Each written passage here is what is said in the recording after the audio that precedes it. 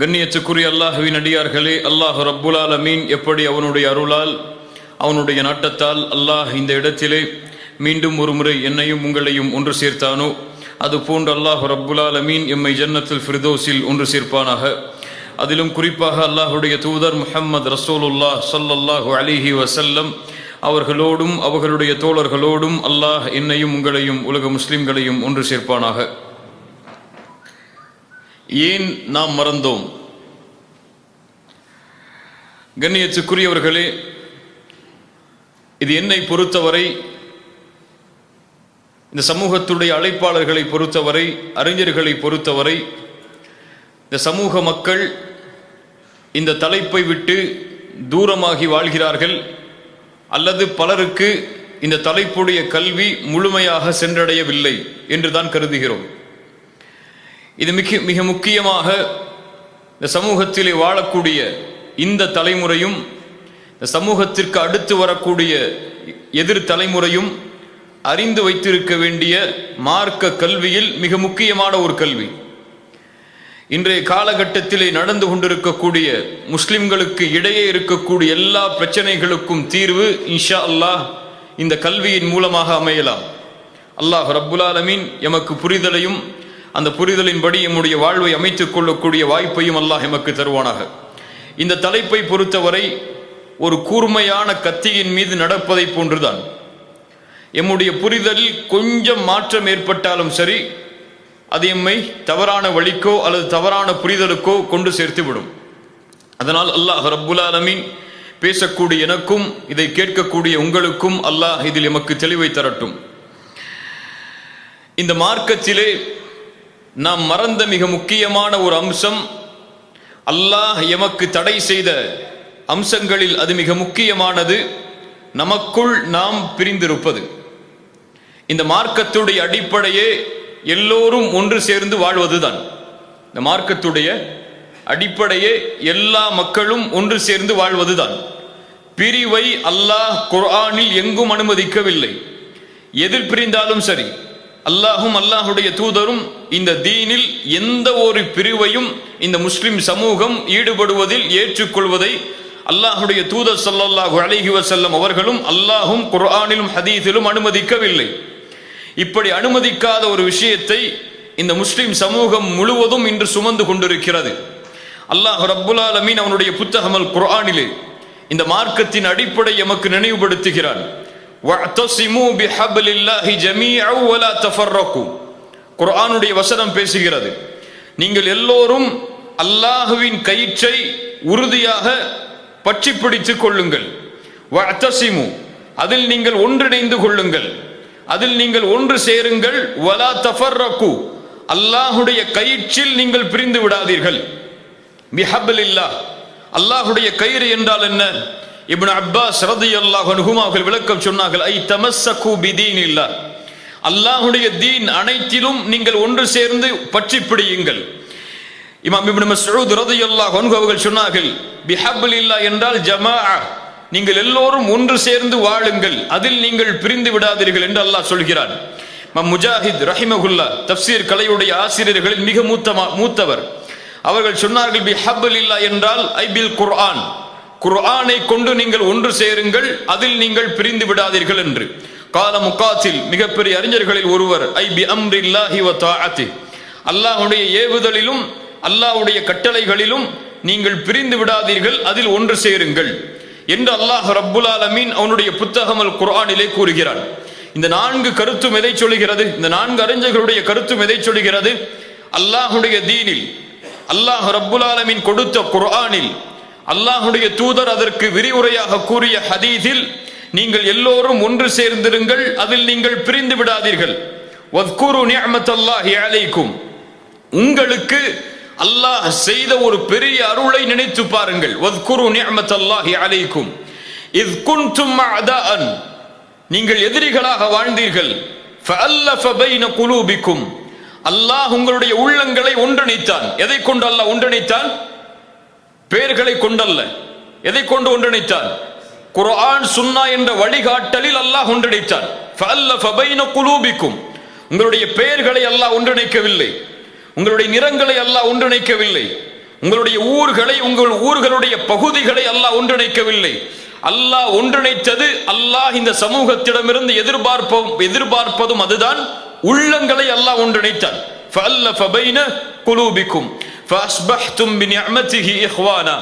அவனுடைய அருளால் தான் நீங்கள் சகோதரர்களாக மாறினீர்கள்.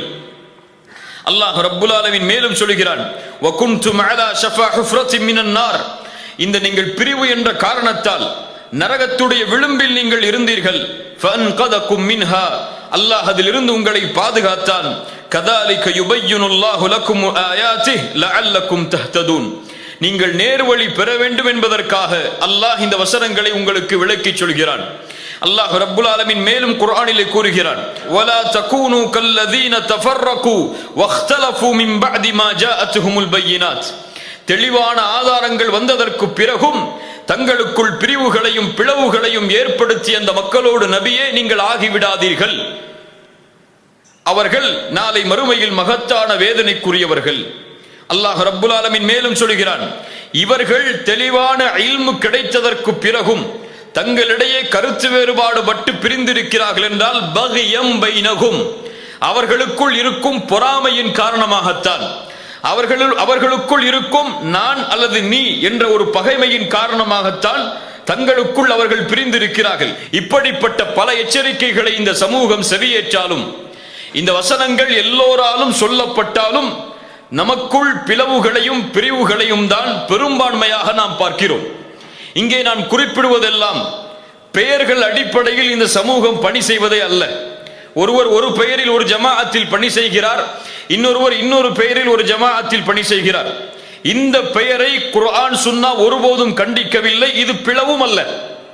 ஆனால் ஒரு பெயரில் பயணிப்பதால் இன்னொரு பெயரில் பயணிப்பவர்களை எதிரிகளாக பார்ப்பது, பகைவர்களாக பார்ப்பது, அவர்களை முஸ்லிம்களா என்ற ஒரு சந்தேகத்தில் பார்ப்பது, அவர்கள் வழிகேடர்கள் என்று விமர்சனம் செய்வது, அவர்களை காஃபிர்கள், முஷ்ரிக்குகள், பிதஅத்வாதிகள், அவர்கள் ஹாரிஜியாக்கள், முஅ்தஸிலாக்கள் என்று வெறுமனையே பட்டங்களை சுமத்துவதை குர்ஆன் சுன்னா ஒருபோதும் அனுமதிக்கவில்லை. அப்படி அனுமதிப்பவர்களை அல்லாஹ்வுடைய தூதரும் அல்லாஹும் குர்ஆனிலே எச்சரிக்கை செய்கிறார்கள். பெயர்கள் அடிப்படையில் பிரிவதை அல்லாஹும் அல்லாஹ்வுடைய தூதரும் அனுமதிக்கிறார்கள். ஆனால் பெயர்களோடு பிரிவதோடு மட்டுமல்லாமல் உள்ளத்தாலும் ஒரு சமூகம் பிரிந்து விட்டால் அல்லாஹ் அந்த சமூகத்திற்கு தன்னுடைய உதவியை நிறுத்தி விடுகிறான். அன்சாரிகள் முஹாஜிர்கள் பிரிவா இல்லையா? அன்சாரிகளுக்கு ஒரு கொடி, முஹாஜிர்களுக்கு ஒரு கொடி, பிரிவா இல்லையா?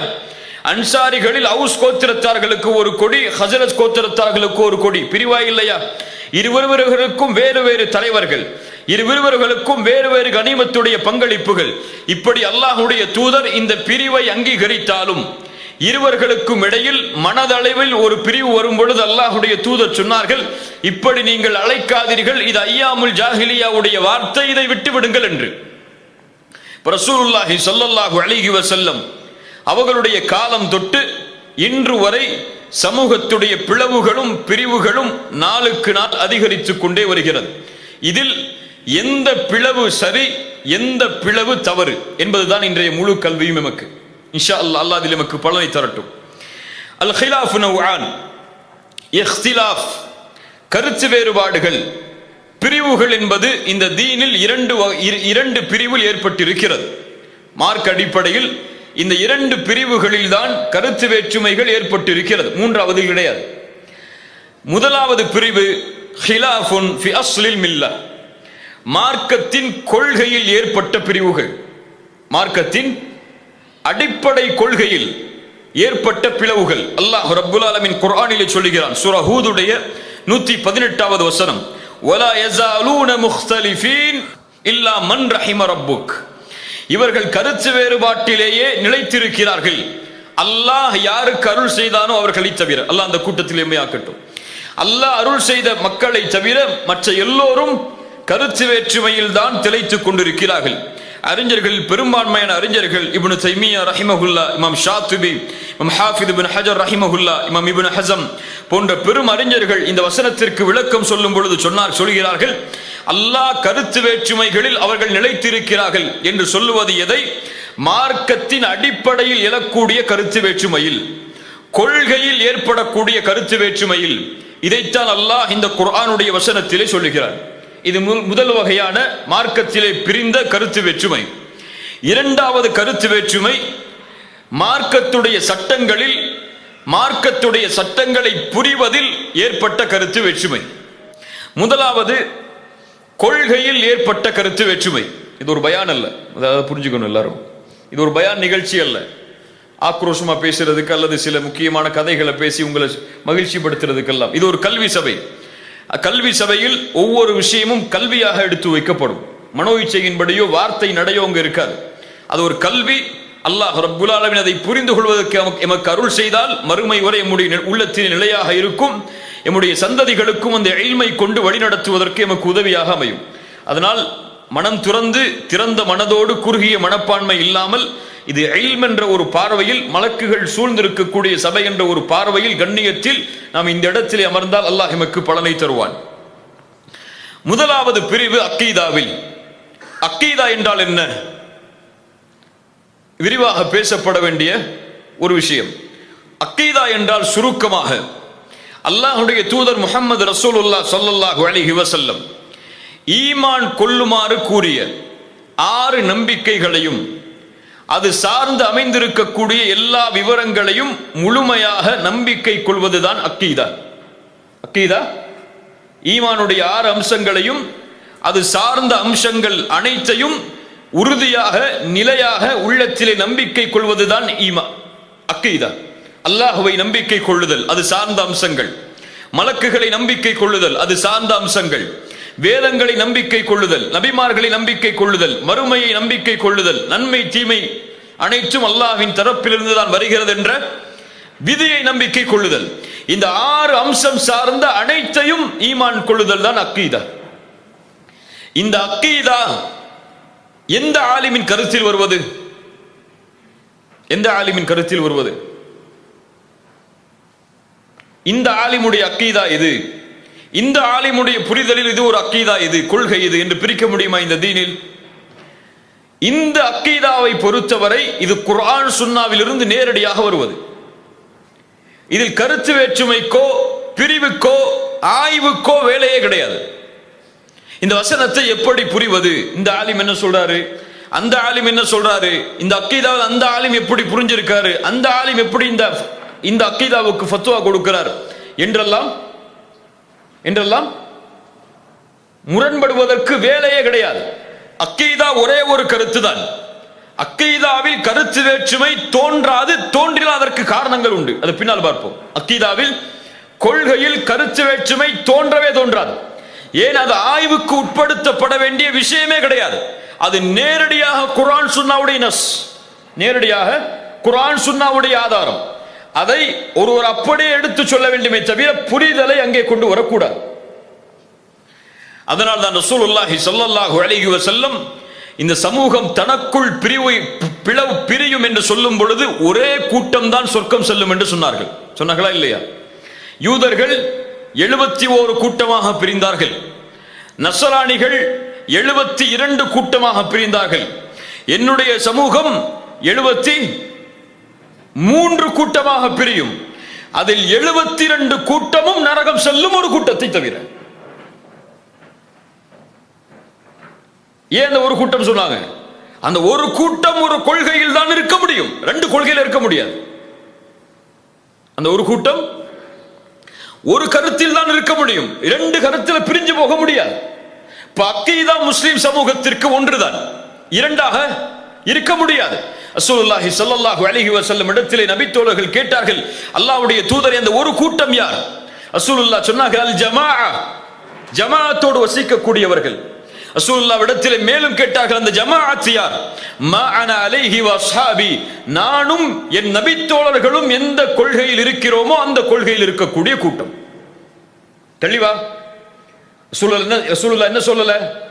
நான் இருக்கக்கூடிய கூட்டம் என்று மட்டும் சொல்லல, நானும் என் நபித்தோழர்களும் எந்த கொள்கையில் நிலைப்பாட்டில் இருக்கிறோமோ அந்த நிலைப்பாட்டில் இருக்கக்கூடிய கூட்டம் சொர்க்கம் செல்லும். மற்ற வழியில் இருக்கக்கூடிய எல்லா கூட்டங்களும் எதில் சொல்லும்? நரகம் செல்லும். ரசூலுல்லாஹ் மேலும் சொன்னார்கள், பின்னால் வரும்பொழுது ஃபஸயரா இக்திலாஃபன் கஸீரா, அதிகமான கருத்து வேற்றுமைகளை நீங்கள் பார்ப்பீர்கள் கொள்கையில். ஃபஅலைக்கும் பிசுன்னதி வசுன்னத்தில் குலஃபாஇர் ராஷிதீன் அல் மஹ்தியீன். அந்த நேரத்திலே என் வழிமுறையையும் என் கலீஃபாக்கள் எந்த வழிமுறையில் இருந்தார்களோ அந்த வழிமுறையையும் நீங்கள் பின்பற்றினால் ஃபஅது பின் நவாஜித், அதை கடவாய்ப்பற்களால் நீங்கள் பற்றிக் கொள்ளுங்கள் என்று அல்லாஹ்வுடைய தூதர் முஹம்மது ரசூலுல்லாஹ் ஸல்லல்லாஹு அலைஹி வஸல்லம் அவர்கள் சொன்னார்கள். இப்படி கொள்கையில் இந்த சமூகத்திலே ஏற்பட்ட பிளவுகள் தான் பல பிரிவுகள். ஷியாக்கள், காதியானிகள், ஒருவரை நபியாக அல்லாஹ்வுடைய தூதருக்கு பிறகு ஏற்றுக்கொண்ட காதியானிகளுடைய கூட்டம், அஹ்லே குர்ஆன், குர்ஆன் மட்டும் போதும் என்று சொல்லக்கூடிய கூட்டம், அல்லாஹ்வுடைய சிஃபத்துகளை மறுக்கக்கூடிய கூட்டம், அல்லாஹ்வுடைய சிஃபத்துகளுக்கு தனிப்பட்ட முறையில் விளக்கங்கள் சொல்லக்கூடிய கூட்டம். இதுவெல்லாம் பெரிய சப்ஜெக்ட். ஹவாரிஜிகள், முஅ்தஸிலாக்கள் என்று பிரியக்கூடிய பல கூட்டம் கொள்கையில் பிரிந்தது. ஆனால் கொள்கையில் நேரு வழியில் நான் இருக்கிறேன் என்று கண்டுபிடிக்க அளவீடு என்ன? ஒரு ஸ்கேல் இருக்கும். இந்த ஸ்கேலோட நம்ம ஒப்பிட்டு பார்த்தா நான் கொள்கையில உறுதியா இருக்கிறேன், கொள்கையில சரியா இருக்கிறேன், என் கொள்கை சரிதான் என்று ஒத்துக்கொள்ளலாம். அது என்ன ஸ்கேல்? ரசூலுல்லாஹி ஸல்லல்லாஹு அலைஹி வஸல்லம் எந்த அளவீட்டை அந்த ஒரு கூட்டத்திற்கு அளவீடாக ஆக்கினார்களோ, அல்லாஹ்வுடைய தூதர் எந்த ஒரு அளவீட்டை கருத்து வேற்றுமைகள் வரும் பொழுது நீங்கள் இதை பற்றி பிடியுங்கள் என்று சொன்னார்களோ அந்த அளவீடு. இந்த அளவீடு குர்ஆன் சுன்னா யாரின் மீது இறக்கப்பட்டதோ, நல்லா புரியுங்க, அந்த இறக்கப்பட்ட பொழுது யார் அந்த நபியோடு வாழ்ந்தார்களோ அந்த நபியின் புரிதலை தன்னுடைய புரிதலாக ஏற்று, அந்த நபியின் கொள்கையை தன்னுடைய கொள்கையாக ஏற்று, சந்தேகம் வரும் பொழுதெல்லாம் அந்த நபியிடத்திலே நேரடியாக கேட்டு எந்த ஒரு சமூகம் தெளிவு பெற்று, எந்த ஒரு சமூகத்திற்கு அல்லாஹ்வுடைய தூதரும் அல்லாஹும் சொர்க்கத்தின் நற்செய்தியையும் இந்த கூட்டத்தின் கொள்கை அங்கீகரிக்கப்பட்டது என்ற ஒரு சர்டிபிகேட் அல்லாஹ்வுடைய தூதர் கொடுத்தார்களோ அந்த ஒரு சமூகம் எந்த கொள்கையில் இருந்ததோ அந்த கொள்கையில் ஒரு முஸ்லிம் தன்னுடைய கொள்கையை ஆக்கிக் கொண்டால் இவன் சொர்க்கவாதி இன்ஷா அல்லாஹ். அந்த கொள்கையை விட்டு ஒரு சில அடி அவன் தடம் பிறண்டாலும் சரி, அல்லாஹ் பாதுகாப்பானாக, நரகத்தை நோக்கி தன்னுடைய பயணத்தை துவங்கி விட்டான் என்று அர்த்தம். எப்படி இதை புரிவது? அக்கீதா அல்லாஹ் சார்ந்தது, அல்லாஹ்வுடைய தன்மைகள் சார்ந்தது, அல்லாஹ்வுடைய நம்பிக்கையில். அல்லாஹ் ரப்புல் ஆலமீன் அவனுடைய புத்தகம் அல் குர்ஆனிலே சொல்லுகிறான். உதாரணம் தான் இவையெல்லாம், இது நம்முடைய சப்ஜெக்ட் இல்ல, நீங்க புரிஞ்சு கொள்ளுங்கிறதுக்காக இந்த விஷயத்தை சொல்றேன். அல்லாஹ் கூறுகிறான், இன்ன ரப்பக்குமுல்லாஹ், உங்களுடைய இறைவன் யார் தெரியுமா? அல்லதி ஹலகஸ் ஸமாவாதி வல் அர்த், வானங்களையும் பூமிகளையும் அவன் படைத்தான். ஃபி சித்தத்தி அய்யாமின், 6 நாட்களில் அவன் படைத்தான். சும்ம ஸ்தவா அலல் அர்ஷ், அதற்கு பிறகு அல்லாஹ் அர்ஷிலிருந்து உயர்ந்து விடுகிறான். அர்ஷிலிருந்து அல்லாஹ் உயர்ந்து விடுகிறான் என்று அல்லாஹ் ரப்புல் ஆலமீன் கூறுகிறான். அரிசில் இருந்து அல்லாஹ் உயர்ந்து விட்டான் என்ற வசனம் யாருக்கு ஓதப்பட்டது? யாருக்கு ஓதப்பட்டது? சஹாபாக்களுக்கு ஓதப்பட்டதா இல்லையா? எதிலும் கேள்வி கேட்டு தெளிவு பெறக்கூடிய அந்த சமூகம் இந்த விஷயத்தில் கேள்வி கேட்டார்களா?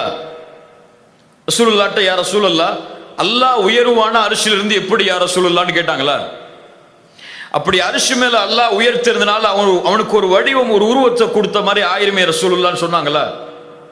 சொன்னாங்களா? அப்போ இல்ல. இப்ப சஹாபாக்கள் அந்த விஷயத்தில் கேள்வி கேட்கவில்லை என்றால் இது போன்ற வசனங்களில் கேள்வி கேட்காமல் இருப்பது அக்கீதா. சஹாபாக்கள் அதில் சிந்திக்கவில்லை என்றால் இது போன்ற விஷயங்களில் சிந்திக்காமல் இருப்பது அக்கீதா, கொள்கை. அது சிந்திப்பது, விளக்கம் கொடுப்பது, வேறொரு விளக்கத்தை அதற்கு முன்வைப்பது கொள்கைக்கு மாற்றம். ஏன்? நபித்தோழர்கள் ரசூலுல்லாஹ்விடத்தில் அதை கேட்கவில்லை. இந்த ஒரு அளவீட்டை அல்லாஹ் ரப்புல் ஆலமீன் அர்ஷிலிருந்து உயர்கிறான். அல்லது ரசூலுல்லாஹி ஸல்லல்லாஹு அலைஹி வஸல்லம் சொன்னார்கள், அல்லாஹ் ஒவ்வொரு இரவும் அல்லாஹ் முதல் வானத்திற்கு இறங்கி வருகிறான். இரவுடைய 3வது கடைசி பகுதியில் முதல் வானத்திற்கு அல்லாஹ் இறங்கி வருகிறான். இந்த ஹதீஸ் யாருக்கு சொல்லப்பட்டது? நபித்தோழர்களுக்கு சொல்லப்பட்டது. சொல்லப்பட்ட பொழுது நபித்தோழர்கள் அல்லாஹ்வுடைய தூதரிடத்தில், யா ரசூலல்லாஹ், அல்லாஹ் முதல் வானத்திற்கு இறங்கி வந்தால் அரிசின் மேலே உயர்ந்தால் அல்லாஹ் என்று சொன்னானே, அதற்கு மாற்றம் இல்லையா என்று கேட்டார்களா? அல்லாஹ் இறங்கி வந்து விட்டால் இங்கு இரவென்றால் அங்கு பகலாயிற்று என்று கேட்டார்களா? அரிசியிலிருந்து அல்லாஹ் இறங்கி விட்டால் அரிசியில் யார் இருப்பார்கள் என்று கேட்டார்களா? கேட்கவில்லை என்றால் என்ன அர்த்தம்? கேட்க கூடாது என்று அர்த்தம். கேட்க கூடாது என்று அர்த்தம். அது சஹாபாக்கள் சிந்திக்கவில்லை என்றால் சிந்திக்க கூடாது என்று அர்த்தம். அதற்கு சஹாபாக்கள் அல்லாஹ் இறங்கி வருகிறான் என்றால் அல்லாஹ்வுடைய அருள் இறங்கி வருகிறது என்று விளக்கம் சொல்லவில்லை என்றால் விளக்கம் சொல்லக்கூடாது என்று அர்த்தம். அதை அப்படியே ஏற்றுக்கொள்ள வேண்டும் என்றுதான் புரிய வேண்டும். இதை யார் அளவீடாக ஆக்கினார்கள்? நபித்தோழர்களுக்கு பின்னால் வந்தவர்கள் அல்ல. இந்த ஒரு கொள்கை நேர்கொட்டை உரசி பார்த்தவர்கள் நபித்தோழர்கள். நபித்தோழர்கள் வாழக்கூடிய சமூகத்தில் நபித்தோழர்கள் அல்லாத மக்கள் கருத்து வேறுபாடு பிரிந்தார்களே, அப்போது அவர்களிடத்தில் அந்த நபித்தோழர்கள் கேட்ட கேள்வி, நீங்கள் சொல்லக்கூடிய கொள்கையில் எங்களுடைய சமூகத்தின் நபித்தோழர்கள் உண்டா? உதாரணமாக அலி இப்னு அபி தாலிப் ஆட்சி பொறுப்புக்கு வருகிறார்கள் ரலியல்லாஹு அன்ஹு. வந்தவுடன் ஹவாரிஜிகள் என்ற ஒரு கூட்டம், இவர் மக்களுடைய சட்டங்களுக்கு கட்டுப்படுகிறார், அல்லாஹ்வின் சட்டங்களுக்கு கட்டுப்படவில்லை, அல்லாஹ்வின் சட்டங்களுக்கு இவர் கட்டுப்படாததால் அலி காஃபிர் மஅதல்லாஹ் இயாது பில்லாஹ் என்று இஸ்லாமிய வரலாற்றில் முதலாக சஹாபாக்களில் ஒரு பெரும் கூட்டத்தை காஃபிராக மாற்றி 6000 பேர் பிரிந்து செல்கிறார்கள். சில ஹதீஸில் 7000 பேர். 6000த்திற்கும் மேற்பட்ட ஒரு சமூகம் சஹாபாக்களில் இருந்து பிரிந்து செல்கிறது. அக்கீதாவை ஏற்பட்ட முதல் பிளவு நபித்தோழர்களுக்கு மத்தியில். அலி இப்னு அபி தாலிப் ரலியல்லாஹு அன்ஹு அவர்களுக்கு எதிராக ஒரு போரை தயார் செய்கிறார்கள். அலி இப்னு அபி தாலிப் இடத்தில் இப்னு அப்பாஸ் வருகிறார். யார் இப்னு அப்பாஸ்? ரசூலுல்லாஹ்வுடைய சாட்சாவின் மகன், ரசூலுல்லாஹ்வின் நேரடி மாணவர் ரலியல்லாஹு அன்ஹு. வந்து அலி இப்னு அபி தாலிப் இடத்தில் அனுமதி கேட்கிறார். அலியே, நான் அவர்களை சந்திக்க செல்லவா? அவர்களிடத்தில் நான் பேசவா? அலி இப்னு அபி தாலிப் சொன்னார்கள், உங்கள் மீது நான் பயப்படுகிறேன், அவர்களுடைய செயல்பாடுகளை, அவர்கள் உங்களை தாக்கக்கூடும், நான் பார்த்துக் கொள்கிறேன். அலி இப்னு அபி தாலிபே, உங்களுடைய அனுமதி மட்டும் எனக்கு வேண்டும். அனுமதியோடு செல்கிறார்கள். அவர்களை பார்த்தவுடன் சில கேள்விகளை கேட்கிறார்கள். அலி இப்னு அப்பாஸ் ரலியல்லாஹு அன்ஹு அவர்கள் சில பதில்களை முன்வைக்கிறார்கள். அவர்களுடைய கருத்துக்களை கேட்கிறார்கள். 3 கருத்துக்களை முன்வைத்தார்கள். அலி அவர்கள் காஃபிர் என்பதற்கு 3 ஆதாரங்களை முன்வைத்தவுடன் இப்னு அப்பாஸ் ரலியல்லாஹு அன்ஹு சொன்ன பதில் என்ன தெரியுமா? நான் யார்? அல்லாஹ்வுடைய தூதர் ஸல்லல்லாஹு அலைஹி வஸல்லம் அவர்களோடு வாழ்ந்த முஹாஜிர்கள் அன்சாரிகளிடமிருந்து உங்களிடத்திலே வந்திருக்கிறேன். அவர்களுக்குத்தான் குர்ஆன் இறக்கப்பட்டது நேரடியாக. அவர்கள்தான் உங்களை விட குர்ஆனை நேரடியாக புரிந்தவர்கள். உங்களை விட நேரடியாக குர்ஆனை புரிந்தவர்கள். எங்களோடு அந்த எல்லா நபித்தோழர்களும் உண்டு. உங்களுடைய இந்த கூட்டத்தில் ஒரு நபித்தோழர் உண்டா? உங்களுடைய இந்த கொள்கையில் ஒரு நபித்தோழர் உண்டா? யாரும் கிடையாது. இந்த ஹவாரிஜிகளுடைய பிரிவில், அக்கீதாவில் ஏற்பட்ட அந்த பிளவில் ஒரு நபித்தோழர் கூட கிடையாது. என்ன அர்த்தம்? நபித்தோழர்கள் கொள்கையில் பிளவு பெற மாட்டார்கள். கொள்கையில் பிளவு பெற மாட்டார்கள். சஹாபாக்கள் வைத்த அளவீடு, உங்களுடைய கொள்கை எங்களுடைய நபித்தோழர்களின் கொள்கையா இல்லையா? நாங்கள் புரிந்தபடி, நான் ரசூலுல்லாஹ்வுடைய சாட்சாவின் மகன், நான் குர்ஆனுடைய வசனத்திற்கு இதை புரிகிறேன் என்று விளக்கம் சொன்னவுடன் அந்த கூட்டத்தில் பெரும் கூட்டம் அந்த இடத்திலேயே தௌபா செய்து இப்னு அப்பாஸோடு விலகி வருகிறது. சுப்ஹானல்லாஹ். இப்போ கொள்கையில் ஏற்படக்கூடிய கருத்து வேற்றுமையில் எம்முடைய அளவீடு, நாம் இருக்கக்கூடிய இந்த கொள்கையில் சஹாபாக்கள் இருந்தார்களா இல்லையா? கபர்களை வணங்கக்கூடிய ஒரு கூட்டம் உண்டு இந்த சமூகத்தில். அவர்களிடத்தில் நாம் கேட்கக்கூடிய கேள்வி என்ன? நீங்கள் செய்யக்கூடிய இந்த செயல்பாடுகளை, கபர்களை தவாப் செய்கிறீர்கள், கபர்களுக்கு சுஜூத் செய்கிறீர்கள், அங்கே உள்ளவர்களிடத்தில் நேரடியாக கேட்கிறீர்கள். அவர்களுடைய பொருட்டால் கேட்பது என்பது கருத்து வேறுபாடுக்கு உட்பட்டது, அது ஷிர்கா இல்லையா என்பது. ஆனால் நேரடியாக அவர்களிடத்தில் இறந்ததற்கு பிறகும் கேட்கிறீர்கள், அவர்களுக்கு சுஜூது செய்கிறீர்கள், அங்கே ஒரு விழா எடுக்கிறீர்கள், அங்கே வந்தால் ஹஜ்ஜுக்கு செல்வதை விட சிறந்த நன்மைகள் உண்டு என்று விமர்சனம் செய்கிறீர்கள். இப்படி நீங்கள் கூறுகின்ற இந்த செயலில் எங்களுடைய ஒரு நபித்தோழர் உண்டா? இதுதான் நம்ம முன்வைக்க வேண்டிய வாதம். காதியானிகளிடத்தில் சஹாபாக்கள் எல்லா நபித்தோழர்களும் ஒருமித்த கருத்து என்ன? நபிக்கு பிறகு நபி கிடையாது. நபிக்கு பிறகு நபியாக அறிமுகப்படுத்திய மனிதனை சஹாபாக்கள் நடத்திய முறை என்ன? அவரோடு போர் செய்து கொலை செய்தார்கள். அப்போ அந்த கொள்கையில் நபித்தோழர்களுக்கு இருந்த முடிவு. குர்ஆன் மட்டும் என்று போதும் என்று சொல்லக்கூடிய சமூகத்திடம் கேள்வி, உங்களுடைய கொள்கையில் ஒரு நபித்தோழர் இருந்தாரா? கிடையாது. இப்படி அக்கீதாவில் ஏற்படக்கூடிய பிளவுகளை இந்த கருத்தில் எதிர்கொண்டால் கருத்து வேற்றுமைகள் வராது. இந்த கருத்துக்கு மாற்றமாக என் புரிதல், இந்த வசனத்தை இப்படித்தான் இவர் புரிந்தார், இந்த ஆலிம் இப்போது இப்படித்தான் புரிந்தார், என் ஊரில் வசிக்கக்கூடிய ஆலிம் இந்த வசனத்திற்கு இப்படித்தான் விளக்கம் சொன்னார், என்னுடைய மதரசாவுடைய முதர்ரிஸ் இப்படித்தான் விளக்கம் சொன்னார் என்று இன்றைய காலத்திலே வாழக்கூடிய நவீன மக்களுடைய கருத்துக்களை அக்கீதாவில் நுழைத்தால் பிரிவுகள் வரும். சஹாபாக்களுடைய கருத்துக்களை முன்னிலைப்படுத்தினால் பிரிவுகள் வராது. இதற்கு பிரிவு வருவதற்கு முதல் காரணம் என்ன? இந்த அக்கீதாவில் இந்த சமூகம் இப்படி காதியானிகளுடைய சமூகத்தை பின்பற்றக்கூடிய மக்களும் இடத்தில் வாழ்கிறார்கள். குர்ஆன் மட்டும் என்று போதும் சொல்லக்கூடிய சமூகத்தை பின்பற்றக்கூடியவர்களும் தமிழ் பேசக்கூடிய மக்கள் மத்தியிலும் வாழ்கிறார்கள், அவர்கள் வளர்கிறார்கள் என்றால் அதனுடைய முதல் காரணம் அறியாமை. கொள்கை எங்கும் பேசப்படுவதில்லை, அக்கீதா எங்கும் பேசப்படுவதில்லை. அப்படி பேசப்பட்டால் அதை ஒரு இல்மாக, அதை ஒரு மார்க்கத்தின் அடிப்படை கல்வியாக ஏற்றுக்கொள்வதற்கு நம்முடைய சமூகத்தின் பெரும் மக்கள் இன்னும் தயாராகவில்லை. லா இலாஹ இல்லல்லாஹ் அதனுடைய விளக்கம் என்ன தெரியாது எமக்கு. அல்லாஹ் யார் தெரியாது எமக்கு.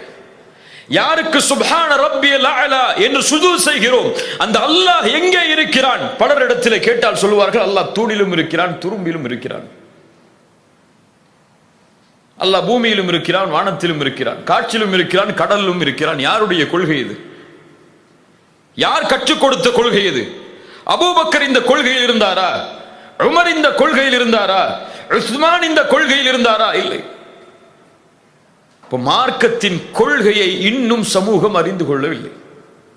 லா இலாஹ இல்லல்லாஹ்வின் பொருள் தெரியாது, அதனுடைய நிபந்தனைகள் தெரியாது, அதை எது செய்தால் மறுக்கப்படும் என்று தெரியாது, ஷிர்க் என்றால் என்ன என்று தெரியாது, ஷிர்க்குடைய வகைகள் தெரியாது, குஃபர் என்றால் என்னவென்று தெரியாது, குஃபருடைய வகைகள் என்றால் என்னவென்று தெரியாது, முஹம்மது ரசூலுல்லாஹ் என்று சாட்சி என்றால் என்னவென்று தெரியாது, அந்த சாட்சிகள் தரக்கூடிய நிபந்தனைகளும் அது மறுக்கக்கூடிய காரணிகளும் நமக்கு தெரியாது.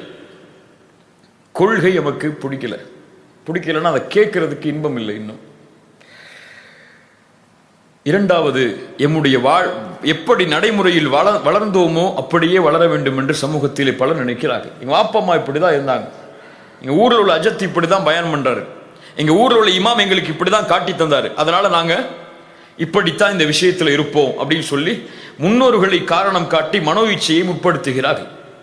இந்த இரண்டும் தான் கொள்கையில் இந்த சமூகம் பிளவுபட்டதற்கு அடிப்படை காரணம்.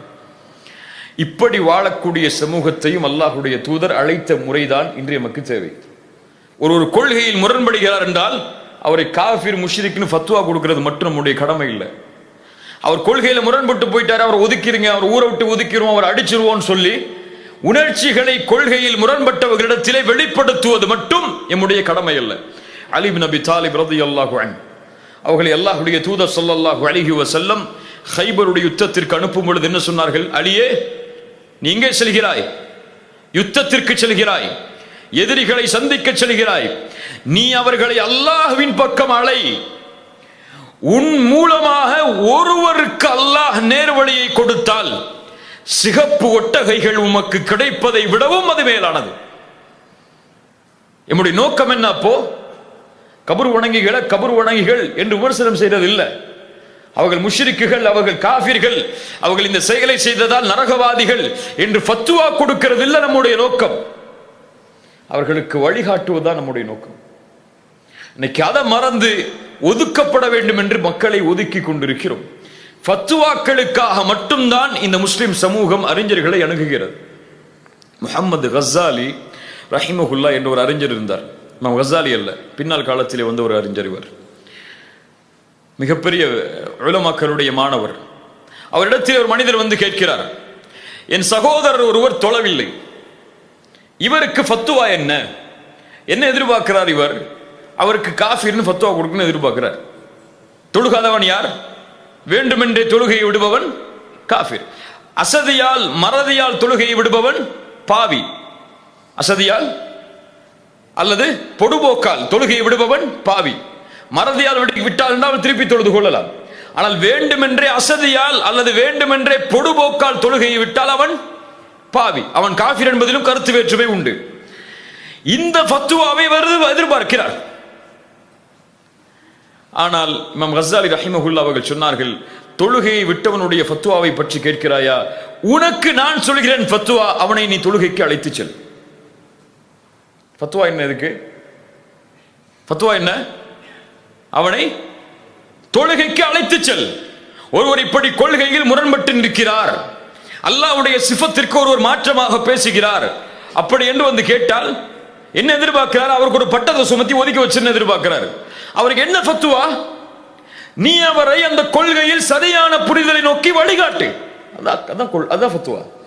சரியா இல்லை நான் சொல்றது? தப்பா சரியா? ரசூலுல்லாஹ் என்ன செய்தார்கள்? கொள்கையில் முரண்பட்ட கூட்டத்திற்கு தான் கொள்கையை பற்றி அழைத்தார்கள். அல்லாஹ்வை தெரியாத சமூகத்துக்கு அல்லாஹ்வை பத்தி அறிமுகப்படுத்துறாங்க ரசூலுல்லாஹ். அல்லாஹ்வை தெரியாத அபூ ஜஹலுக்கு, அல்லாஹ்வை தெரியாத அபூ சுஃபியானுக்கு, அல்லாஹ்வை தெரியாத அப்துல் முத்தலிபுக்கு, அல்லாஹ்வை தெரியாத அபூ தாலிபுக்கு. அப்பயே ரசூலுல்லாஹ்வுடைய வாப்பாக்கு அப்துல்லான்னு பேர் வச்சாங்க. கொள்கையில் முரண்பாடு, அல்லாஹ் நேரடியாக கொடுத்த கொள்கையில் முரண்பட்டவர்களை அல்லாஹ்வுடைய தூதர் கண்ணியத்தோடு நேர்மையோடு அழைத்தார்கள். இன்னைக்கு ஃபத்வா கொடுக்கிறதுக்காகத்தான். யாருக்கு ஃபத்வா? ஒன்னு தெரிஞ்சுக்கிறதுக்கு ஃபத்வா, இன்னொன்னு ஆலிமுக்கு ஃபத்வா. இவர் யாரு தெரியுமா இல்லையா? இவர் 8 ரக்காத் தராவி தொழுவாரா, 10க்கு 8க்கு மேல தொழுவாரா? உங்களுக்கு எது ஃபத்வா? அந்த ஆலிமுக்கு ஃபத்வா கொடுக்கிறதுக்காக வந்து கேட்பாங்க பல பேர். இல்ல மாஷா அல்லாஹ், பெரும்பான்மையை சொல்லவில்லை.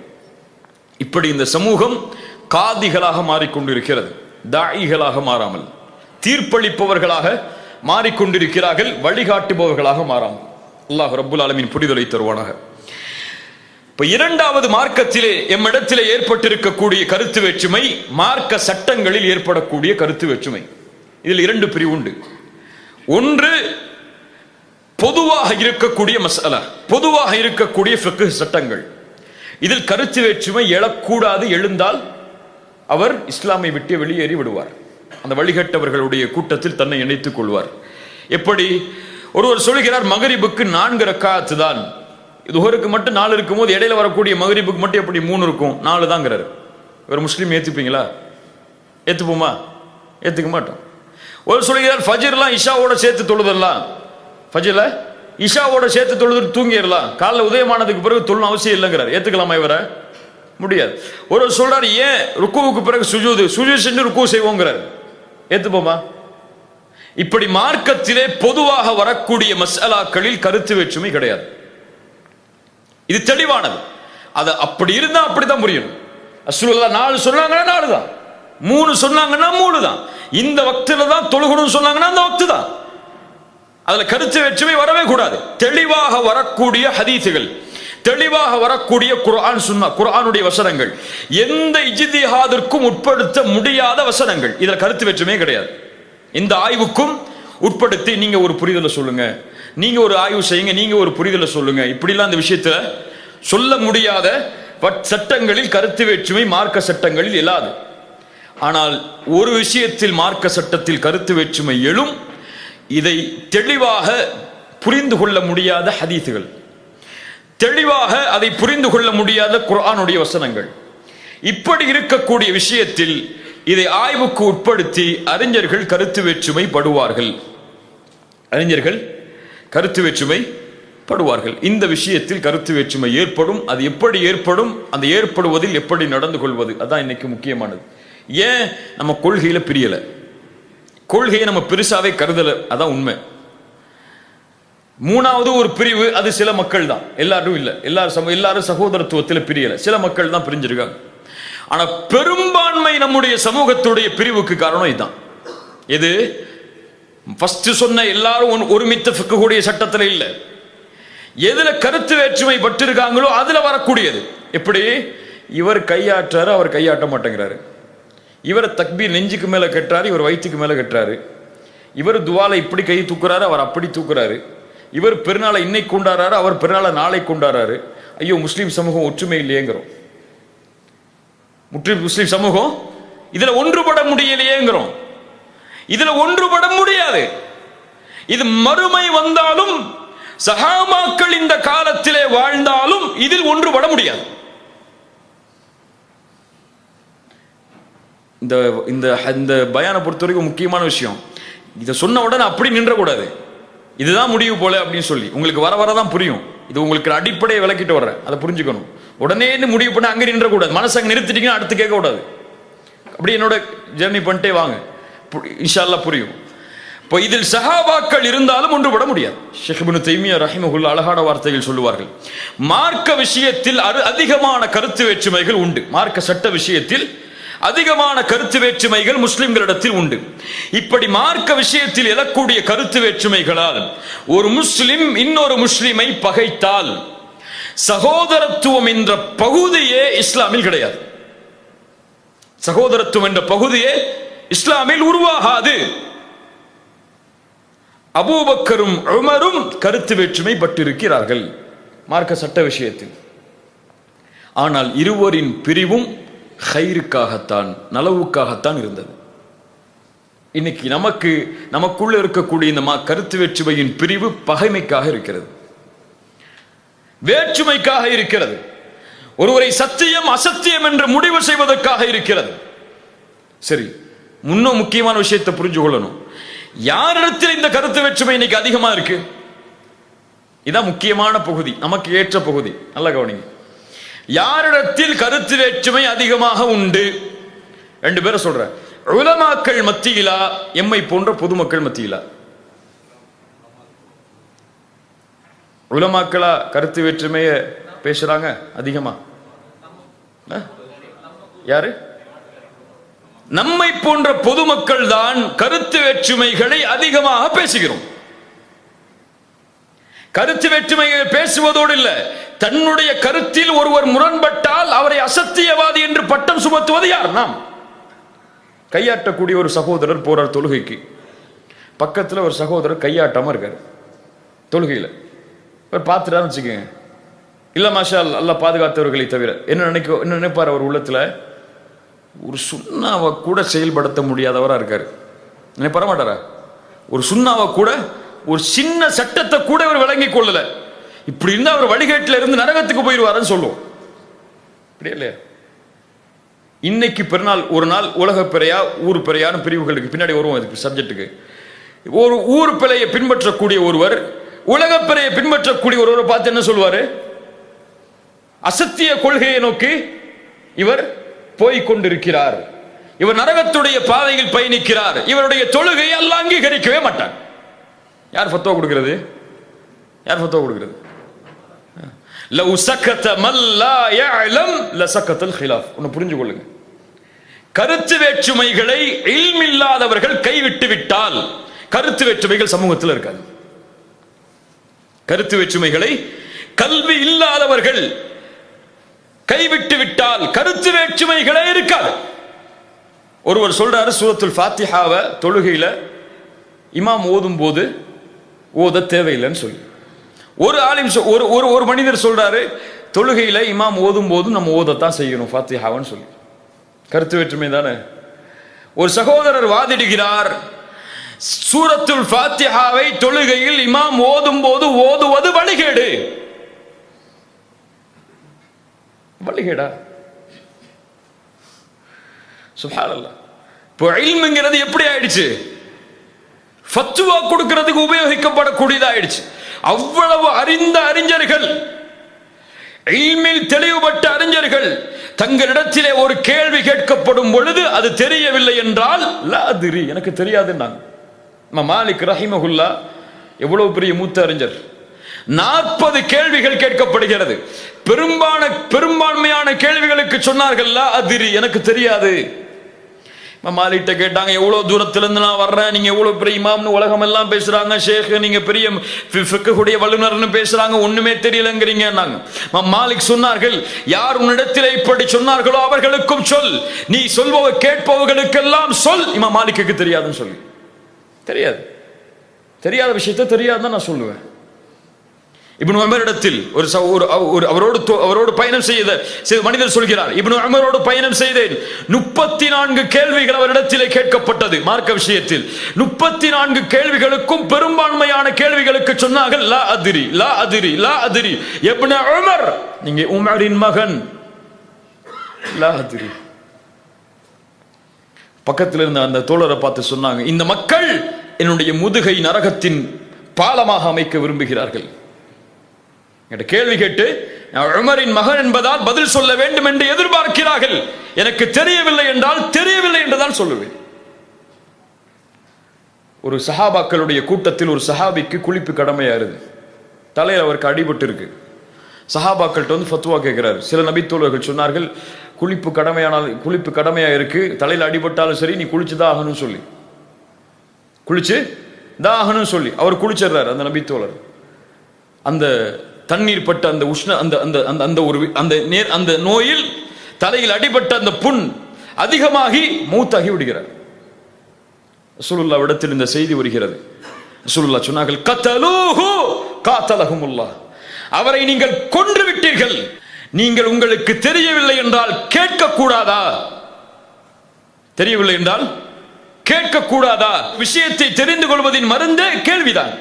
கேட்டு தெரிந்து கொள்ளக்கூடாதா? இன்னைக்கு சர்வ சாதாரணமாக ஃபத்வாக்கள் சொல்லக்கூடிய சமூகமாக நாம் மாறிவிட்டோம். உடனே கூகுள்ல போய் தேடுவார், ஏதாவது ஒரு வெப்சைட்ல படிப்பாரு, கன்க்ளூஷன் போட்டிருப்பாங்க, இதான் ஃபத்வா இருக்கு. இதான் ஃபத்வா. வாட்ஸ்அப் ஃபத்வாக்கள், ஃபேஸ்புக் ஃபத்வாக்கள், ட்விட்டர் ஃபத்வாக்கள். இப்படி மார்க்கம் என்பது இணையதளத்தோடு தொடர்பு பட்ட ஒரு விஷயமாக மாறிவிட்டது. மேலையா மேலே ஆலிம்களை அணுகி அதனுடைய ஆதாரங்களை அணுகி அதனுடைய விளக்கங்களை தேடக்கூடிய சமூகமாகவா நாம் இருக்கிறோம்? இந்த கல்வி என்பது எவ்வளவு தூரமானது தெரியுமா? ஃபத்வாவை கேட்கக்கூடிய விஷயத்தில் எதையெல்லாம் கடைபிடிக்க வேண்டும் என்று தெரியுமா? அந்த இல்மு நமக்கு தெரியலங்க. முதல்ல நம்ம நிலைமையை நான் எடுத்து சொல்றேன், தப்பா நினைச்சாதீங்க யாரும். உங்கள் இந்தியாவில் நீங்கள் வாழக்கூடிய நாட்டில் ஒரு ஃபத்வா என்றால் நீங்க போய் ஸ்ரீலங்காவில் ஒரு ஆலிம்கிட்ட கேட்க கூடாது. இது ஃபத்வாவுடைய முறை. உங்க நாட்டில் ஒரு பிரச்சனைனா உங்க நாட்டில் வாழக்கூடிய ஆலிம்களிடத்துல தான் கேட்கணும். நபித்தோழர்களுடைய வழிமுறை இது. நாட்டுடைய சூழல் அறிந்த, நாட்டுடைய பிரச்சனை அறிந்த, இந்த ஃபத்வாவை சொன்னால் வரக்கூடிய விபரீதம் அறிந்த ஒரு மனிதர் தான் ஃபத்வா கொடுக்கணும். இந்தியாவை பத்தியே தெரியாத ஒரு ஆள்கிட்ட போய் இந்தியாவை பத்தி கேட்டா, ஒரு சின்ன உதாரணம் சொல்றேன். இப்படி ஃபத்வாவை கேட்பதில் முறை இருக்கிறது, ஃபத்வாவை கேட்பதில் துறை இருக்கிறது. ஹதீஸ் கலையா, அது சம்பந்தப்பட்ட ஆலிம்கள் இருக்கிறாங்க. ஃபிக்ஹ் துறையா, அது சம்பந்தப்பட்ட ஆலிம்கள் இருக்கிறாங்க. தஃப்சீர் துறையா, அது சம்பந்தப்பட்ட ஆலிம்கள் இருக்கிறாங்க. இப்படி ஆலிம்களுடைய கூட்டம் இல்முக்காகவே தங்களை ஒரு பகுதியில் ஒதுக்கி இருக்கும். அந்த பகுதியை அறிந்து ஃபத்வாக்கள் கேட்கப்படும். 4 பயானை பார்த்து 4 சீடியை பார்த்து பயான் பண்றாரா, அவர்கிட்ட போய் ஃபத்வா. ஒரு ஆள் இப்பதான் பயான் பண்ண ஆரம்பிக்கிறாரா, ஒரு மேடையில பேசிட்டாரா, யூடியூப்ல ஒரு பயான் வந்துருச்சா, ஃபேஸ்புக்ல லைவ் போட்டாரா, அவர் பெரிய ஷேக். நம்ம சமூகத்தில் பெரிய ஷேக், பெரிய ஆலிம். அவரை மிஞ்சினதுக்கு ஆலிமே கிடையாது. என்ன வேணாலும் கேட்டா, என்ன கேட்டாலும் பதில் சொல்லுவார். அல்லாஹ் அக்பர். அல்லது 4 ஆசிரியர்களிடத்திலே பாடம் பயின்று விட்டால் அவருக்கு வரக்கூடிய ஒரு இது இருக்க, சுப்ஹானல்லாஹ். இன்னைக்கு வாலிபர்களிட சொல்றேன், எல்லாரும் இல்ல, பெரும்பான்மையே இல்ல. ஒரு 4 ஷேக் ஒரு இங்கிலீஷ் சப்டைட்டிலோட ஒரு அரபி பயானை கேட்டான்னு வச்சுக்கோங்க. ஒரு ஆளு 4 ஷேக்கிட்ட உட்காந்து 4 பாடத்தை படிச்சார். அக்கீதாவுடைய பாடம், இப்னு தைமியாவுடைய அந்த அக்கீதாவுடைய பாடம், ஷேக் தஹாவியுடைய பாடம், இப்படி 4 பாடத்தை படிச்சான்னு வச்சுக்கோங்க. அவர் மற்றவங்களை பார்க்கக்கூடிய பார்வை எப்படி இருக்கு தெரியுமா? இன்னைக்கு இதெல்லாம், இந்த பார்வை எல்லாம் சரி செய்யப்பட வேண்டும். உடனே அவர் யார் தெரியுமா? அவர் ஹாரிஜி. அவர் யார் தெரியுமா? அவர் முஅத்தஸிலா. அவர் யார் தெரியுமா? அவர் அந்த கொள்கையை சார்ந்தவர். அவர் யார் தெரியுமா? அவர் எந்த ஷேக்டையும் படிக்கல.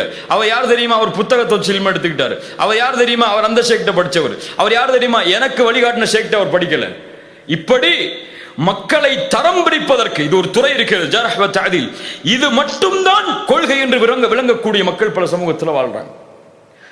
கொள்கை என்றால் என்னவென்றே தெரியாத சமூகத்திடம் சென்று ஒரு பாரமான விஷயத்தை தூக்கி போட என்னாகும்? செதறிடுவாங்க. அல்லது சத்தியத்தை அசத்தியமாக பார்ப்பார்கள்.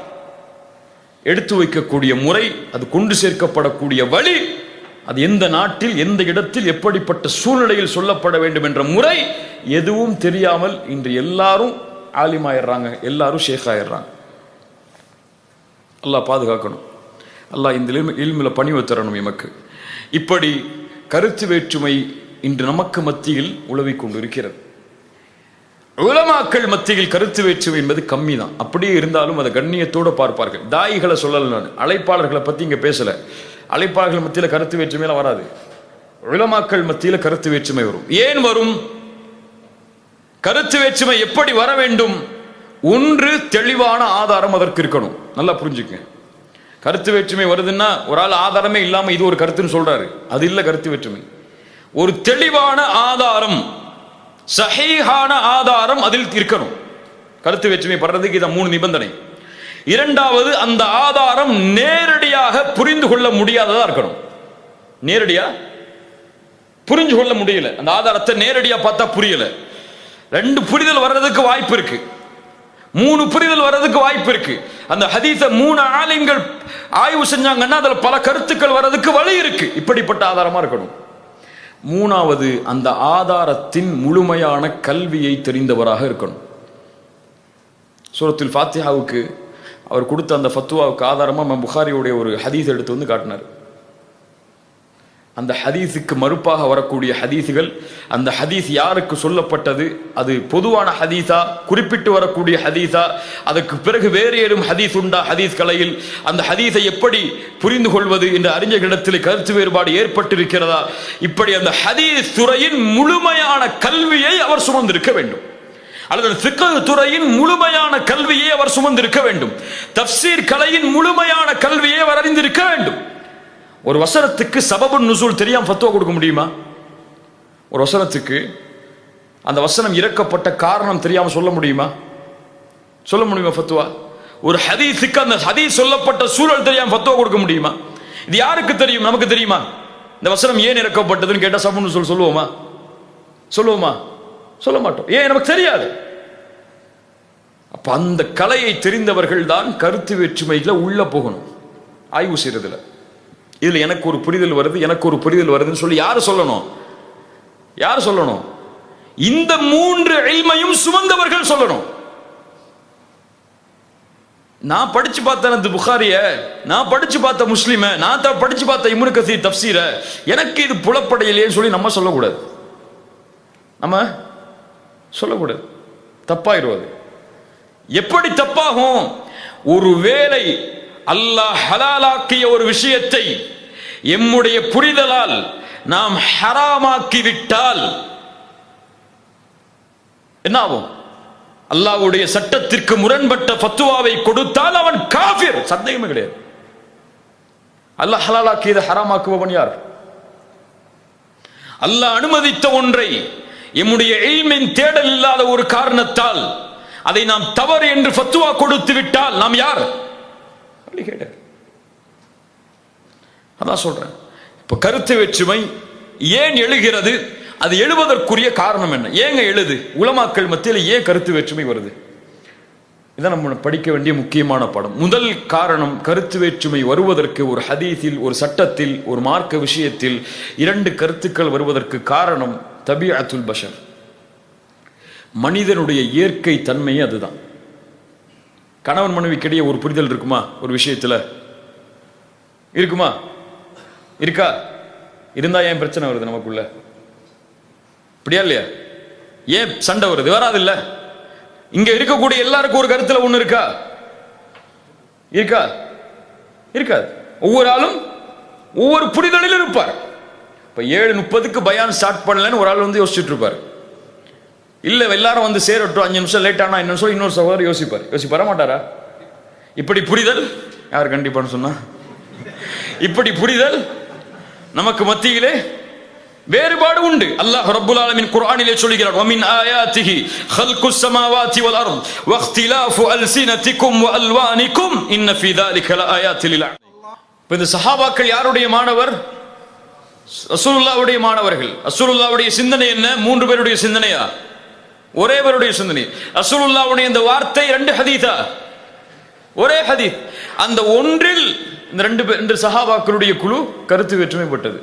ஒரு ஆசிரியரிடத்தில் படித்த, ஒரு சிந்தனையில் வளர்க்கப்பட்ட, ஒரு செய்தி சொல்லப்பட்ட அந்த நபித்தோழர்களிடத்திலேயே கருத்து வேற்றுமை வந்தால், பல ஆசிரியர்களிடத்திலே படிக்கக்கூடிய, பல புத்தகங்களை வாசிக்கக்கூடிய, பல சிந்தனையாளர்களிடம் கல்வி படிக்கக்கூடிய உலமாக்களிடம் கருத்து வேற்றுமை வராதா? வருமா வராதா? வரும். பனு குறைதாவுக்கு செல்லக்கூடிய வழியில் ஒரு கூட்டம் அசரை தொழுகிறது, இன்னொரு நபித்தோழர்களை கூட்டம் சென்றதற்கு பிறகு தொழுகிறது.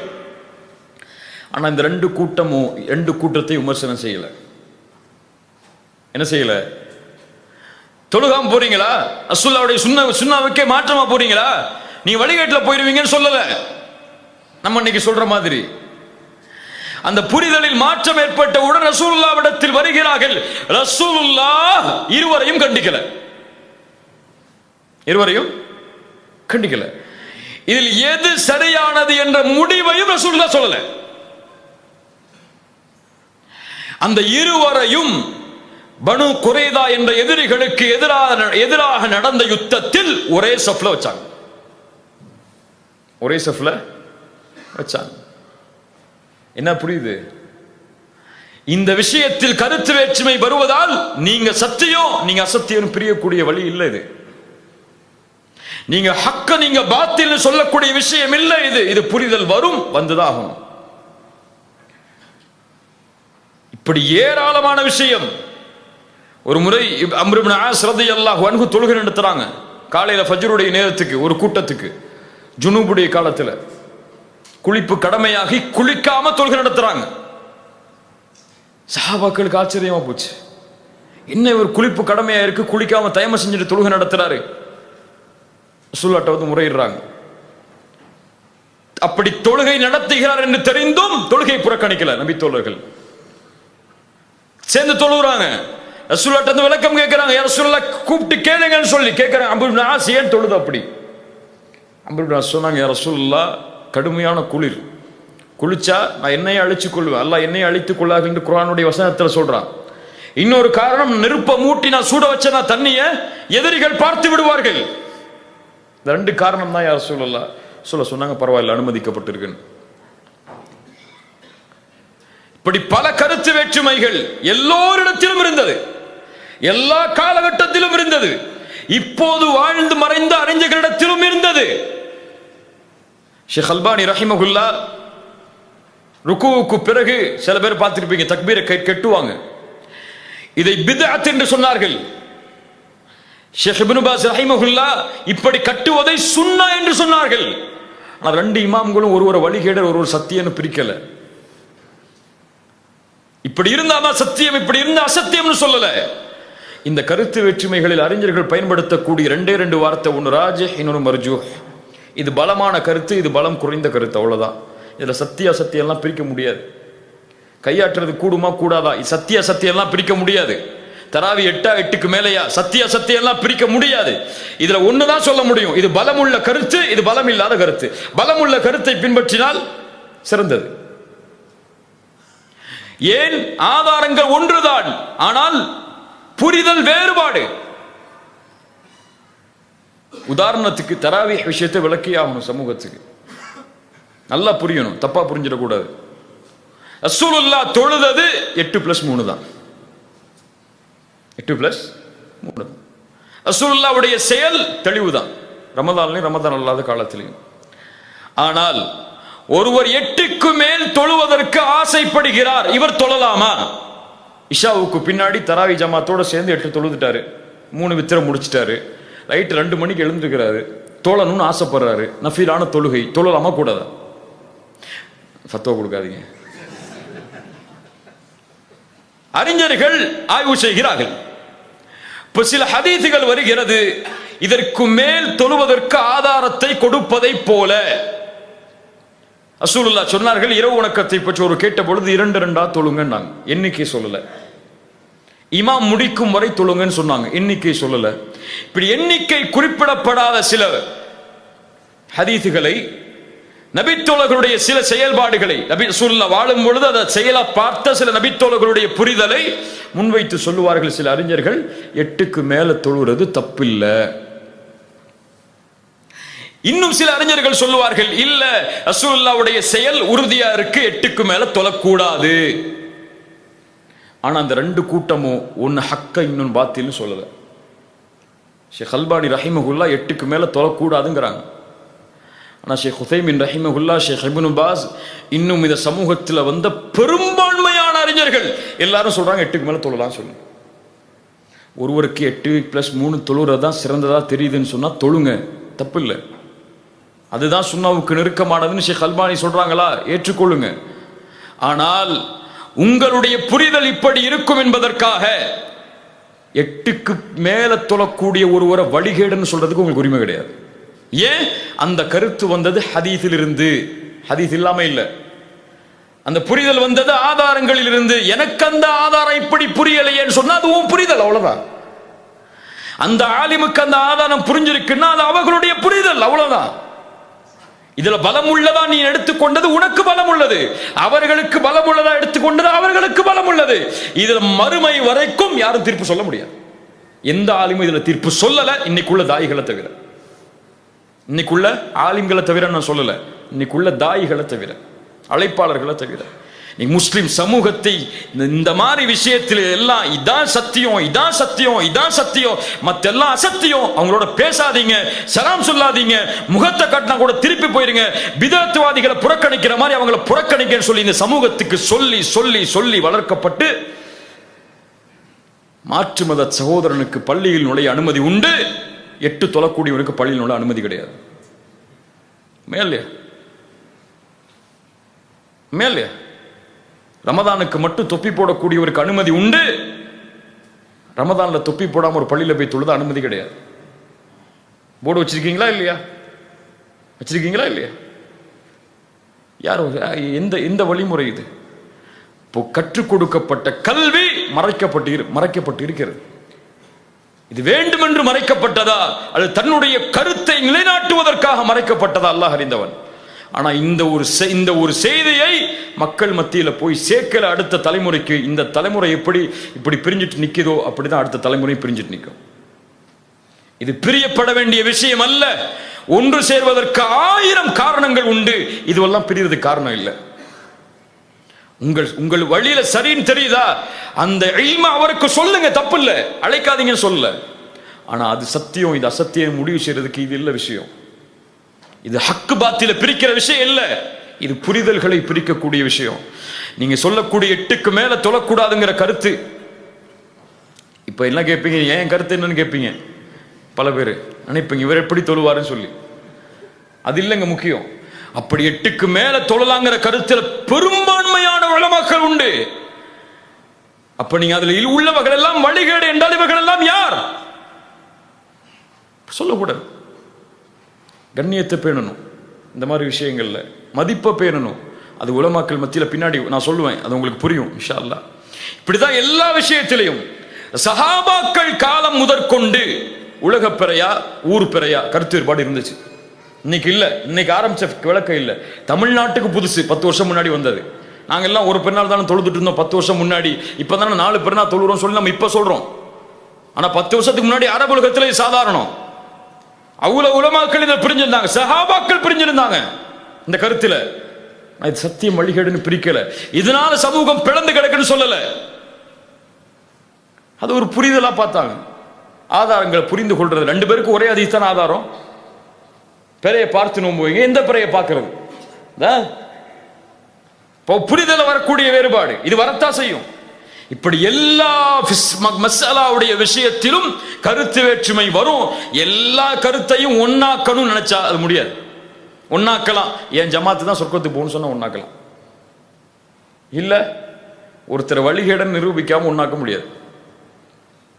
அல்லாஹ் ரப்புல் ஆலமீன் நமக்கு புரியக்கூடிய ஆற்றலை தருவானாக. இல்முக்கு ஆதாரங்கள் மட்டும் போதாது. ஒரு சத்தியத்தை நிலைநாட்டுவதற்கு ஆதாரங்கள் மட்டும் போதாது, புரிதல் தேவை. அதனால தான் அல்லாஹ் ரப்பல் ஆலமீன் இடத்தில் இப்னு தய்மிய்யா ரஹிமஹுல்லாஹ் கேட்பார்கள், யா முஅல்லிம தாவூத் அல்லிம்னி யா முஃபஹிம சுலைமான் ஃபஹிம்னி. தாவூதுக்கு இல்மை கற்றுக் கொடுத்தவனே இல்மை தா. சுலைமானுக்கு புரிய வைத்தவனே, சுலைமான் நபிக்கு புரிய வைத்தவனே எனக்கு புரிய வை. யுக்திஹி மன் யஷா. அல்லாஹ் நாடியவர்களுக்கு அந்த புரிதலை தருவான். எல்லாத்துக்கும் அந்த புரிதல் கிடைச்சிராது, சரியான புரிதல் அல்லாஹ் நாடியவர்களுக்கு கொடுப்பான். அது பலமிக்கதா கூட இருக்கலாம். இப்னு அப்பாஸ் சின்ன வயசு சஹாபி. உமர் ரலியல்லாஹு அன்ஹு சில சஹாபாக்கள் வந்து கம்ப்ளைண்ட் பண்ணாங்க, என்ன நீங்க எப்போ பார்த்தாலும் இப்னு உமர்கிட்ட கேட்டுட்டு இப்னு அப்பாஸை கேட்டுட்டு இருக்கீங்க, சின்ன வயசால் எவ்வளவு பெரிய சஹாபாக்கள்லாம் இருக்கிறாங்க, அவங்களுக்குலாம் இல்லாததா இப்னு அப்பாஸுக்கு புரிஞ்சு போச்சு அப்படின்னாங்க. இவர்களுக்கு பாடம் நடத்த வேண்டும் என்று உமர் இப்னு கத்தாப் முடிவெடுத்தார்கள், அழைத்தார்கள் எல்லா நபி தோழர்களையும். என்ன விளக்கம் இந்த சூறாவுக்கு? நாங்கள் எல்லாரும் சொன்னாங்க, அல்லாஹ்வுடைய வெற்றி வரும் பொழுது அல்லாஹ்வை தௌபா செய்யணும், அல்லாஹ்விடத்துல அல்லாஹ்வை புகழணும் அப்படின்னு சொல்லி சில விளக்கங்களை முன்வைக்கிறாங்க. இப்னு அப்பாஸ் கேட்டாங்க, இப்னு அப்பாஸ் இந்த வசனத்தை நீ இப்படிதான் புரியுறியான்னாங்க. இப்னு அப்பாஸ் சொன்னாங்க, இல்ல நான் இப்படி புரியல. வெற்றி வந்து விட்டது, உதவி வந்து விட்டது என்றால் ரசூலுல்லாஹ்வின் பணி முடிக்கப்பட்டு விட்டது. அல்லாஹ்வை நோக்கி அவர்கள் செல்வதற்கு அவர்களை புகழுமாறும் மன்னிப்பை தேடுமாறும் அவர்களுடைய முடிவை அல்லாஹ் இந்த சூறாவில் சொல்கிறான். இப்னு அப்பாஸ் எப்படி புரிந்தாரோ அப்படித்தான் உமரும் புரிந்திருக்கிறேன் இந்த விஷயத்தை. கருத்துரோடு படலிய அந்த சூறாவை புரிகிற சஹாபாக்கள் சுப்ஹானல்லாஹ். இப்ப புரிதலில் வேறுபடும். அது அல்லாஹ் கொடுக்கின்ற அருள். ரெண்டு புரிதலும் சரிதான். ஒன்னு பலமிக்கதா இருக்கலாம், ஒன்னு பலம் இல்லாததா இருக்கலாம். அது முடிவெடுக்க வேண்டிய அல்லாஹ். அதுக்காகத்தான் ரெண்டு கூலி ஒரு கூலி. பலம் மிக்கதுக்கு ரெண்டு கூலி, பலம் இல்லாததுக்கு ஒரு கூலி. தப்பு இல்லாது, ஒரு கூலி கொடுக்கப்படக்கூடிய செயல் அது. அல்லாஹ் ரப்புல் ஆலமீன் புரிதலை தருவானாக.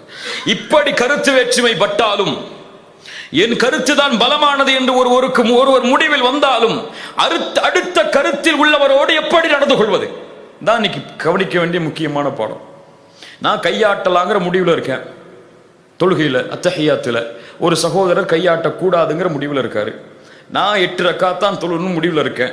ஒரு சகோதரர் 8க்கு மேலே தொழுகலாம், 20ன்னு ஃபிக்ஸ் பண்ணி தொழுறது இல்லை, அது வேற. 8க்கு மேலே தொழுகலாம் அப்படின்னு சொல்லி ஒரு ஆள் சொல்ற, எத்தனை வேணாலும் தொழுதுக்கலாங்கிறாரு. இவரோட நான் எப்படி நடந்து கொள்ளணும்? அவரோட சலாம் சொல்லக்கூடாதா? அவர் அசத்தியவாதின்னு சொல்லணுமா? அப்படித்தான் அறிஞர்கள் நடந்து கொண்டாங்களா? உண்மையில் இந்த மாதிரி மசாலாக்கள் எல்லாம் மார்க்கம் சொல்லக்கூடிய கருத்து வேற்றுமைகளில் நடந்து கொள்ளக்கூடிய ஒழுக்கத்தின் அடிப்படையில் இருந்தால் கருத்து வேற்றுமை வராது. வரும், ஆனா ஒழுக்கம் அதில் கடைபிடிக்கப்படும். ஆனா இன்னைக்கு எந்த அதபையும் கடைபிடிக்காம, எந்த ஒழுக்கத்தையும் கடைபிடிக்காம, என் மனசு என்ன சொல்லுதோ அதான், உன் மனசு அதை சொன்னா அது தப்பு, அவ்வளவுதான். ஏன் ஷேக் சொல்லிட்டாரு அவ்வளவுதான், உன் ஷேக் எல்லாம் ஒண்ணும் கிடையாது. நம்மள்ட்ட இருக்கக்கூடிய பெரும்பான்மையுடைய நிலைப்பாடு. அல்லாஹு அக்பர். ஒரு செய்தியை சொல்ற, மிக முக்கியமான செய்தி. மினாவில் எத்தனை ரக்காத் தொழணும்? ஹஜ்ஜுக்கு போறவங்க 2 தொழணும். 2 தானே தொழணும். உஸ்மான் இப்னு அஃபான் அவருடைய ஆட்சி காலத்தில் மினாவில் 4 ரக்காத் தொழுதாங்க. லுஹர் இஷாவ. இப்னு மஸ்ஊத் வர்றாங்க, உஸ்மான் ரசூலுல்லாஹ் 2 தான் தொழுதாங்க, அபூபக்கர் 2 தான் தொழுதாங்க, உமர் 2 தான் தொழுதாங்க, நீங்களும் முதற்பட்ட ஆட்சி காலத்தில் 2 தான் தொழுதீங்க, ஆனா இப்போ ஏன் 4 தொழுறீங்க? உஸ்மான் ரலியல்லாஹு அன்ஹு சில ஆதாரங்களை முன்வைக்கிறாங்க. அவங்களுடைய புரிதல் கொஞ்சம் வித்தியாசமா இருந்துச்சு அந்த விஷயத்தில். அவர் மக்காவாதியாக தன்னை கருதினார் திருமணம் முடித்ததால். பயணத்தில் இருப்பவர் தான் பயணத்துடைய சட்டத்தை கடைபிடிக்கணும். பயணத்தில் ஒரு இடத்துல தங்கிட்டாங்கன்னா அங்க இருக்கக்கூடிய முக்கியங்களுடைய சட்டம் தான். இப்படி சில மசாலாக்களை விளக்கம் சொன்னாங்க. தொழுகைக்கு அடுத்த அசருடைய வக்து வந்துருச்சு, அடுத்த வக்து வந்துருச்சு. யார் முரண்பட்டா? இப்னு மஸ்ஊத். தொழுகை ரசூலுல்லாஹ் தொழுகை 2ன்னு சொன்னவங்க. உஸ்மான் மறுபடி தொழ வைக்கிறான் 4. பின்னாடி நின்று தொழுறாங்க. பின்னாடி நின்று அந்த கருத்தில் முரண்பட்ட இப்னு மஸ்ஊத் தொழுதார்கள். தொழுது முடிச்ச சில சஹாபாக்கள் கேட்டாங்க, நீங்க தானே போய் அவங்கள்ட்ட சொன்னீங்க 2 தொழணும்னு சொல்லி, நீங்க 4 தொழுதா? இப்னு மஸ்ஊத் சொன்னாங்க, அல் ஹிலாஃபு ஷர்ருன். இந்த இடத்தில் நான் பிளவுபடுவது தீமை, சமூகத்தை பிளந்துவிடும். இதுல உஸ்மானுடைய கருத்தை மதிக்கிறேன்ட்டு போயிட்டாங்க. பின்னால சரி செய்யப்பட்டுச்சு 2, அது வேற. ஆனால் தப்பா புரிஞ்சு கூட உஸ்மான் தப்பு செஞ்சாங்கன்னு சொல்லி, அது அவங்களுடைய புரிதல், அவ்வளவுதான். பின்னாடி மாத்தி கொண்டாங்க, பின்னாடி வந்த தலைமுறை அதை மாத்திக்கிச்சு ரெண்டு சொல்லி மறுபடியும். ஆனால் அதற்காக ஒரு சமூகம் பிளக்கல. அதாங்க சொல்ல வரேன். நான் இவருக்கு பின்னாடி தொழுக மாட்டேன்னு சொல்லி போகல, இந்த ஒரு காரணத்தை காட்டி. அந்த இமாம் கையசைக்க மாட்டேங்கிறாருன்னு சொல்லி அவர் பின்னாடி தொழ மாட்டேன்னு போகல, நம்ம போற மாதிரி. அந்த இமாம் தொப்பி போட மாட்டேங்கிறாருன்னு சொல்லி போகல, நம்ம போற மாதிரி. சஹாபாக்களில் இருந்த நடைமுறையை விட்டு யார் நடைமுறையை நாம் பின்பற்ற போகிறோம் மார்க்க விஷயத்தில்? அல்லாஹ் ரப்புல் ஆலமீன் நம்மை சீர்படுத்துவானாக. இமாம் ஷாஃபிஈ ரஹிமஹுல்லாஹ் சொல்கிறார்கள், ரஅயி ஸவாபுன் யஹ்தமிலுல் ஹதா, என் கருத்து தான் சரி, ஆனால் அது தவறையும் சுமக்கலாம். பிறருடைய கருத்து தவறுதான், அது சரியையும் சுமக்கலாம். நான் தான் ஹக்கு, மத்த யாரும் எல்லாரும் பாத்தில்னு சொல்ல. நான் அபு ஜாஃபர் மன்சூர் என்ற ஒரு ஹலீஃபா இமாம் மாலிக் வராங்க. இமாம் மாலிக், நீங்க சொல்லுங்க, உங்களுடைய சட்டத்தை எல்லாம் நான் ஹிலாஃபத்தில் கொண்டு வந்துடுறேன், நாட்டுடைய சட்டமாக்கிறேன்னு சொன்னாங்க. மாலிக் சொன்னாங்க, இல்லை, நபித்தோழர்கள் பல இடங்களில் பரவி விட்டார்கள், அவர்களுக்கு கிடைத்த ஹதீஸுகளை கொண்டு அவர்களின் புரிதலில் தீர்ப்பு கொடுத்து விட்டார்கள். இதில் என் ஒருவரின் கருத்தை நீங்கள் முன்வைத்தால் மக்கள் குழம்பி விடுவார்கள், வேணாம். இன்னைக்கு நான் சொல்றதா ஹக்கு, மற்ற சொல்றதெல்லாம் பாத்தில். அல்லாஹ் ரப்புல் ஆலமீன் நம்மை சீர்படுத்துவானாக. இப்னு அப்பாஸ், ஸைத் இப்னு சாபித் ரலியல்லாஹு அன்ஹுமா 100க்கும் மேற்பட்ட மஸலாக்களில் இருவருக்கும் கருத்து வேற்றுமை உண்டு. ஒரு ஹதீஸை கேட்கறதுக்காக இப்னு அப்பாஸ் ஸைத் இப்னு சாபித்துடைய வீட்டு வாசல்ல மதிய நேரத்தில் உறங்குறாங்க. பாலைவன சூட்டுல, அந்த கீழே பாலைவன மண்ணில் வந்தவுடன் ஹதீஸை கேட்டுக்கொள்றாங்க. ஸைத் இப்னு சாபித் வாகனத்தில் ஏற தயாராகும் போது இருவருக்கும் இடையே 1000 100 கருத்து வேற்றுமைகள் இருந்தாலும் ரசூலுல்லாஹ்வுடைய சாட்சாவின் மகன் அஹ்லு பைத்தை சார்ந்தவர் அந்த குதிரையை கீழே பணிய வச்சு அந்த ஒட்டகத்தை கீழே பணிய வச்சு முன்னாடி நடத்தி கூட்டு போனாங்க. அப்ப சொன்னாங்க, ஸைத் இப்னு சாபித், நீங்க இப்படி என்னோட நடந்து கொள்ளலாமா? நீங்க ரசூலுல்லாஹ்வுடைய குடும்பத்தின் வாரிசு, அஹ்லு பைத்தை சார்ந்தவர், உங்களை நேசிப்பது எங்களின் கடமை, நீங்கள் இப்படி செய்யலாமா? சொன்னார்கள் இப்னு அப்பாஸ், இப்படித்தான் எங்களுடைய ஆலிம்களுக்கு, எங்களுடைய உலமாக்களுக்கும் பெரியவர்களுக்கும் கண்ணியம் கொடுக்க வேண்டும் என்று ரசூலுல்லாஹ் சொன்னார்கள். கருத்து வேற்றுமை இருக்கனால அவர் பயம்லாம் கேட்காதீங்க, போங்கன்னு சொல்லலை. நீங்க எப்படி அவர் அதில் கருத்து வேற்றுமை பட்டிருக்காரு, அவர் பயான கேட்காத. இவர் கருத்து வேற்றுமை பட்டிருக்காரு, அவர் பயான கேட்காத. அவருக்கு அந்த புரிதல், அதனால அவர் பயான கேட்காத. இது என்ன முறை? கருத்து வேற்றுமை எல்லாருக்கும் இருக்கும், அதை நீங்கள் புரிந்து கொண்டிருப்பீர்கள். முன்னால் அஹ்மத், இமாம் ஷாஃபிஈ, ரொம்ப முக்கியமான சம்பவம். இமாம் அஹ்மத் யார்? ஷாஃபிஈக்கு முற்றிலுமாக எல்லாவற்றிலும் மாறு செய்யக்கூடியவர், மாறுபட்ட கருத்தில் இருப்பவர். தக்பீர் கட்டுறதுல கூட 2 பேருக்கும் பிரச்சனை இருக்கு, நம்மள்ட்ட இருக்கிற மாதிரி, நம்முடைய உலமாக்கள்கிட்ட இருக்கிற மாதிரி கருத்து வேற்றுமை இருக்கா இல்லையா? அஹ்மத் சொல்லுகிறார், தன்னோடு வரக்கூடிய ஒரு மாணவரிடத்திலே, மக்காவுக்கு போறோம், மக்காவில் ஒரு மனிதர் உண்டு, அந்த மனிதரை போன்று இந்த பூமியில் எவரும் இந்த காலத்தில் இல்லை. ஒரு அறிஞர் இன்னொரு அறிஞரை சொல்கிறார். யார் இமாம் அஹ்மத் சொல்கிறார் என்று நான் பார்க்க சென்றேன். இமாம் ஷாஃபிஈ. நான் தக்பீருக்கு இந்த முடிவு எடுத்திருக்கேன், நீங்க அந்த முடிவு எடுத்திருக்கீங்க, அதனால இமாம் ஷாஃபிஈ யாரும் பேசாதீங்கன்னு சொன்னாங்களா? சொன்னார்கள். என் மகனே, தன் மகனை பார்த்து சொல்றாங்க அஹ்மத், என் மகனே, நான் ஒருவருக்காக 40 வருடம் என்னுடைய தொழுகையில் துஆ செய்கிறேன். ஒருவருக்காக 40 வருடம் அந்த மனிதருக்காக நான் தொழுகையில் துஆ செய்ய மறந்ததில்லை. யாரை? இமாம் ஷாஃபிஈ. தன் கருத்துக்கு நேர்கருத்தில் மாற்றமாக இருந்தவர். எல்லா விஷயத்திலையும், ஜக்காத்துல முதற்கொண்டு, துஹூர்ல முதற்கொண்டு, எல்லா விஷயத்திலையும். ஆனால் அவர்கள் பார்த்த முறை, அவர்கள் பழகிய முறை, அவர்கள் வைத்திருந்த மதிப்பு, அவர்கள் அணுகிய முறை, சத்தியம் சொல்லப்பட வேண்டும். அது இமாம் ஷாஃபி சொன்னால் என்ன, இமாம் அஹ்மத் சொன்னால் என்ன? ஹக்கு உயர்த்தப்பட வேண்டும், அதை நான் சொன்னால் என்ன, அவர் சொன்னால் என்ன? இதெல்லாம் சத்தியத்தை முடிவு செய்யக்கூடிய விஷயம் இல்லை. இது புரிதல் வரத்தான் செய்யும். இமாம் ஷாஃபி இந்த உலகத்திற்கு சூரியனை போன்றவர். மக்களுக்கு அவரால் தான் பாதுகாப்பு கிடைக்கும் ஃபித்னாவில் இருந்து. அஹ்மதின் வார்த்தைகள். அல்லாஹு அக்பர். கண்ணியத்துக்குரியவர்களே, இப்படித்தான் நம்முடைய அறிஞர்கள் இந்த கருத்து வேறுபாட்டில் நடந்திருக்கிறார்கள். ஆனால் நாம் இந்த விஷயத்தில் எல்லை மீறுகிறோம் என்று இந்த சமூகம் எல்லை மீறுகிறதோ என்று சிந்திக்க தோன்றுகிறது இன்று வரக்கூடிய நடைமுறைகளின் பிரச்சனைகளை பார்க்கும்போது. பள்ளிவாசலுடைய கலவரங்கள், தனித்தனி பள்ளிவாசல்களுடைய பிரிவுகள், இதற்கெல்லாம் காரணம் கொள்கை அடிப்படையின் பிரிவல்ல, இந்த கருத்து வேற்றுமையின் பிரிவுகள். பிதஅத்தை எல்லாத்துலேயும் பேசுகிறோம், ஆனால் இப்படி பிரிகிறது பிதஅத்தான்னு யோசிக்க மறந்துட்டோம். பிதஅத்தை எல்லாத்துலேயும் பேசுகிறோம், ஆனால் இந்த கருத்து வேற்றுமைக்காக பிரிவது பிதஅத்தா இல்லையா? பிதஅத்தான சஹாபாக்கள் பிரியலை, அறிஞர்கள் பிரியலை, உலமாக்கள் பிரியலை, தாய்கள்னு சொல்கிறவங்க அல்லது நம்மளை மாதிரி பொதுமக்கள் பிரிஞ்சிருக்கோன்னா பிதஅத்தான அது? இந்த பிதஅத்தை நம்ம நரகத்துக்கு கொண்டு போயிடாதா?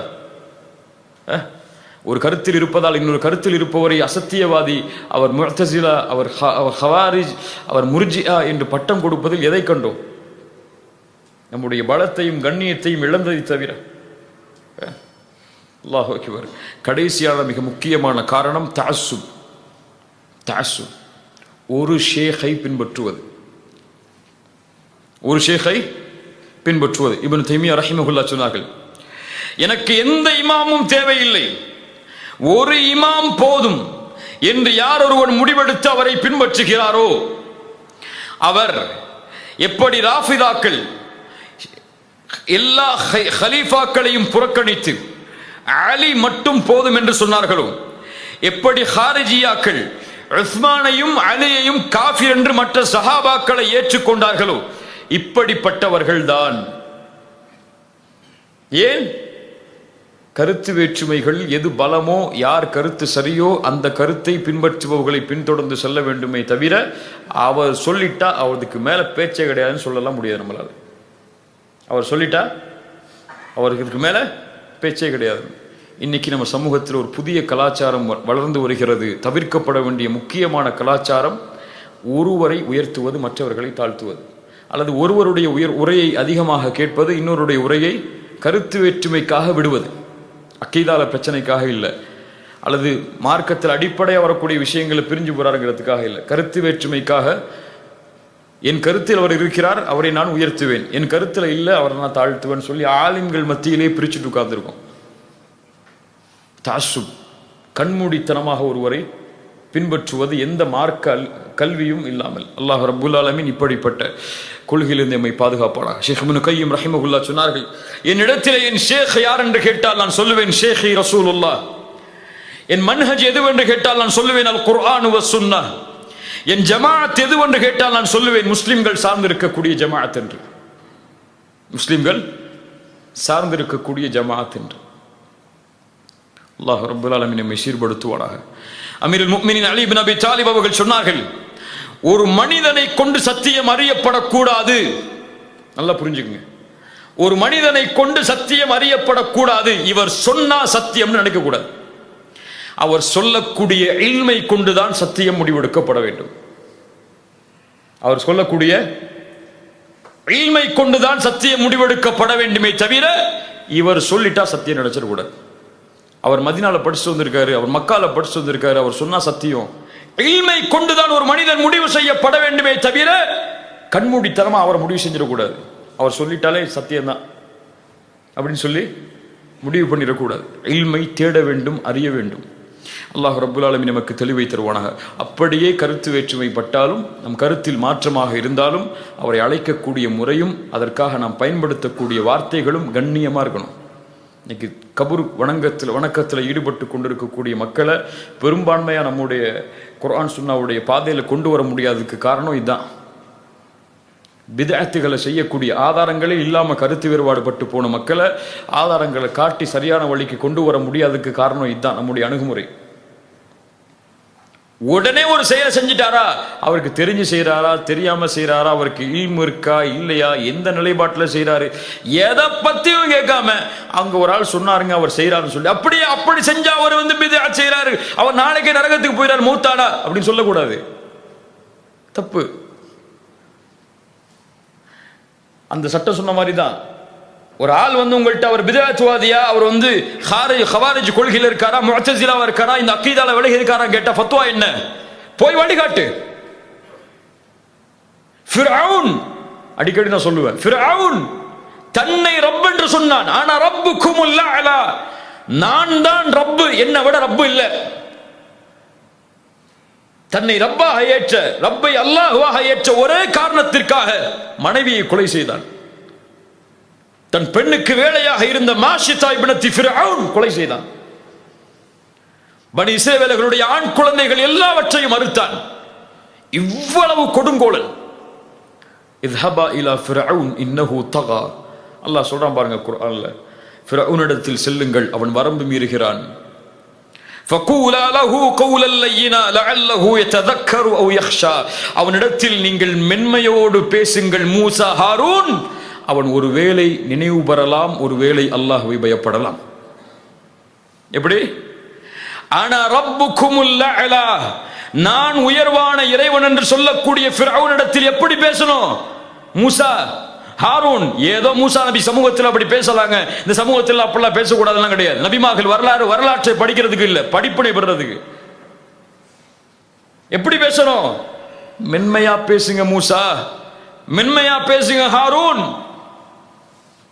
கத்தாதா எழுதினார்கள் இந்த வசனத்திற்கு கீழே, ஆனா ரப்புக்குமுல் அலா என்று சொல்லக்கூடிய ஃபிர்அவுனிடத்திலேயே மென்மையாக பேசுமாறு அல்லாஹ் கட்டளையிட்டால், ஒரு சின்ன விஷயத்தில் கருத்து வேறுபாடு படுகிறான் அல்லது ஒரு கொள்கையில் மாறுபட்டிருக்கிறான் என்பதற்காக சுப்ஹான ரப்பிக்கல் அலா என்று சுஜூதில் சொல்லக்கூடிய முஸ்லிம் இடத்தில் எப்படி பேசணும்? எப்படி பேசணும்? நம்ம பேசுற மாதிரியா? நம்ம வைக்கிற மாதிரியா முரண்பாடுகளை? மார்க்க வியாபாரி அல்லது காசுக்காக மார்க்கத்தை உழைப்பவர், இன்னைக்கு உலமாக்களுக்கு, இந்த அறிஞர்களுக்கெல்லாம் நம்ம பட்டம் வச்சிருக்கோமே கருத்து வேறுபாட்டுக்காக.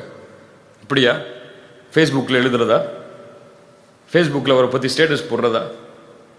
இதுக்காக நம்ம இப்படியா வளர்க்கப்பட்ட சமூகம் இது? இந்த விஷயத்தில் நம்முடைய பலம் என்ன, பலகீனம் என்ன, நம்மை சுற்றி வரக்கூடிய எதிர்ப்புகள் என்ன, நம்மை கண்காணிக்கக்கூடியவர்கள் யார், எதுவுமே தெரியாம இன்னைக்கு பல பேர் தெரியுறாங்க. எதுவுமே இல்லை. ஆனால் எல்லாரும் காஃபீர், எல்லாரும் முஷ்ரிக், நாங்கெல்லாம் சத்தியம். நீங்க பின்னாடி வாங்க, சத்தியத்தை கொண்டு போயிடும். சுப்ஹானல்லாஹ். ஆலிம்களிடத்தில், அறிஞர்களிடத்தில், தாயிகளிடத்தில், பொதுமக்களிடத்தில், ஒரு விஷயத்தை தெரிஞ்சு செய்வனிடத்தில், தெரியாமல் செய்வனிடத்தில் எப்படி நடந்து கொள்ள வேண்டும் என்ற கல்வி, அதப், ஒழுக்கம் எதுவுமே தெரியல. ஃபேஸ்புக்கில் போனால் ஸ்டேட்டஸ் எழுதணும், அந்த ஸ்டேட்டஸுக்கு கமாண்ட் போடணும், விமர்சிக்கணும். இதான் இன்னைக்கு டீ கடையில் உட்கார்ந்து பேசுறதா மார்க்கம்? நமக்குள்ள கருத்து வேற்றுமை நமக்குள்ள பேசப்படக்கூடியதா? இதெல்லாம் ஏன் உங்களுக்கு சொல்றேன்னு நீங்க புரிஞ்சு கொள்ளணும். உலமாக்கள் மத்தியில் இதனால தான் கருத்து வேற்றுமை வருது, இப்படி ஒரு பிரிவு இருக்கு, இப்படி வரத்தான் செய்யும், நம்ம தெரிஞ்சு கொள்ளணும். தெரிஞ்சு கொள்ளாம சர்வ சாதாரணமா ஒரு ஃபத்வாவை சொல்லிடக்கூடாது. இது மார்க்கம், அமானிதம், ரப்புடைய அமானிதம். நபியே, நான் சொல்லாத விஷயத்தை நீங்கள் இந்த மக்களுக்கு நீங்களாக சொன்னால், நீங்கள் நபியாக இருந்தாலும் உங்கள் நாடி நரம்பு தரிக்கப்படும். மறுமையில இரட்டிப்பு மடங்கு வேதனையை அல்லாஹ் உங்களுக்கு தருவான். நபியே இந்த மார்க்கத்தில் கருத்து சொல்லக்கூடாதுங்க. சொந்த கருத்தை ஆதாரம் இல்லாம, அல்லாஹ்வுடைய வஹி இல்லாம நம்ம யாருங்க சொல்றதுக்கு? நம்ம யார் சொல்றதுக்கு?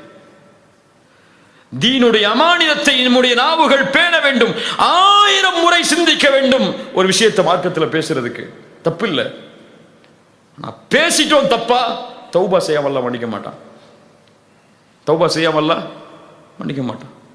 அல்லாஹ்வுடைய சட்டம் பாதுகாக்கப்படணும். இந்த மாதிரி விஷயங்கள் எல்லாம் களையப்பட்டு ஒரு நேரான பாதையில், ஒழுக்கத்தின் பாதையில், கண்ணியத்தின் பாதையில், பிறர் மதிக்கும் அளவிற்கு வாழக்கூடிய சமூகமாக வளர்க்கப்பட வேண்டிய சமூகம் சின்ன சின்ன பிரச்சனைக்காக, தலைமைத்துவம் என்ற ஒரு பதவிக்காக, அல்லது சின்ன சின்ன குழுக்களாக நானும் போகணுங்கிறதுக்காக, நான் முன்னிலைப்படுத்தணுங்கிறதுக்காக, என் கொள்கை மக்கள்கிட்ட போகணுங்கிறதுக்காக, இந்த கருத்து மக்கள் மத்தியில் போய் சேரணுங்கிறதுக்காக தனிநபர்கள் முன்னிலைப்படுத்தப்பட்டு கொள்கை பின்னால் ஆக்கப்படுறதுனால தலைவர்களோட, குழுக்களோட, இயக்கங்களோட தங்களுடைய பணிகளை முடிச்சுட்டு ஒரு ஒன்றுமே இல்லாத சமூகமாக வாழ்ந்துட்டு இருக்கோம். இந்த சமூகம் வஅ்தஸிமு பிஹப்லில்லாஹ் என்ற பாதையில் ஒன்று சேரவில்லை என்றால் இனிமேலும் ஒவ்வொரு நாளும் நமக்கு வரக்கூடிய எதிர்ப்புகளை தாங்க முடியாத சூழ்நிலை அல்லாஹ் ஏற்படுத்தி விடுவான். உணர்ந்து கொள்ளணும். நம்மளை சுற்றி சாதாரண விஷயங்கள் நடக்கலை. நம்ம நடக்கக்கூடியதெல்லாம் எதிர்கால தலைமுறையை அழிக்கக்கூடிய திட்டங்களும், எண்ணங்களும், சிந்தனைகளும்.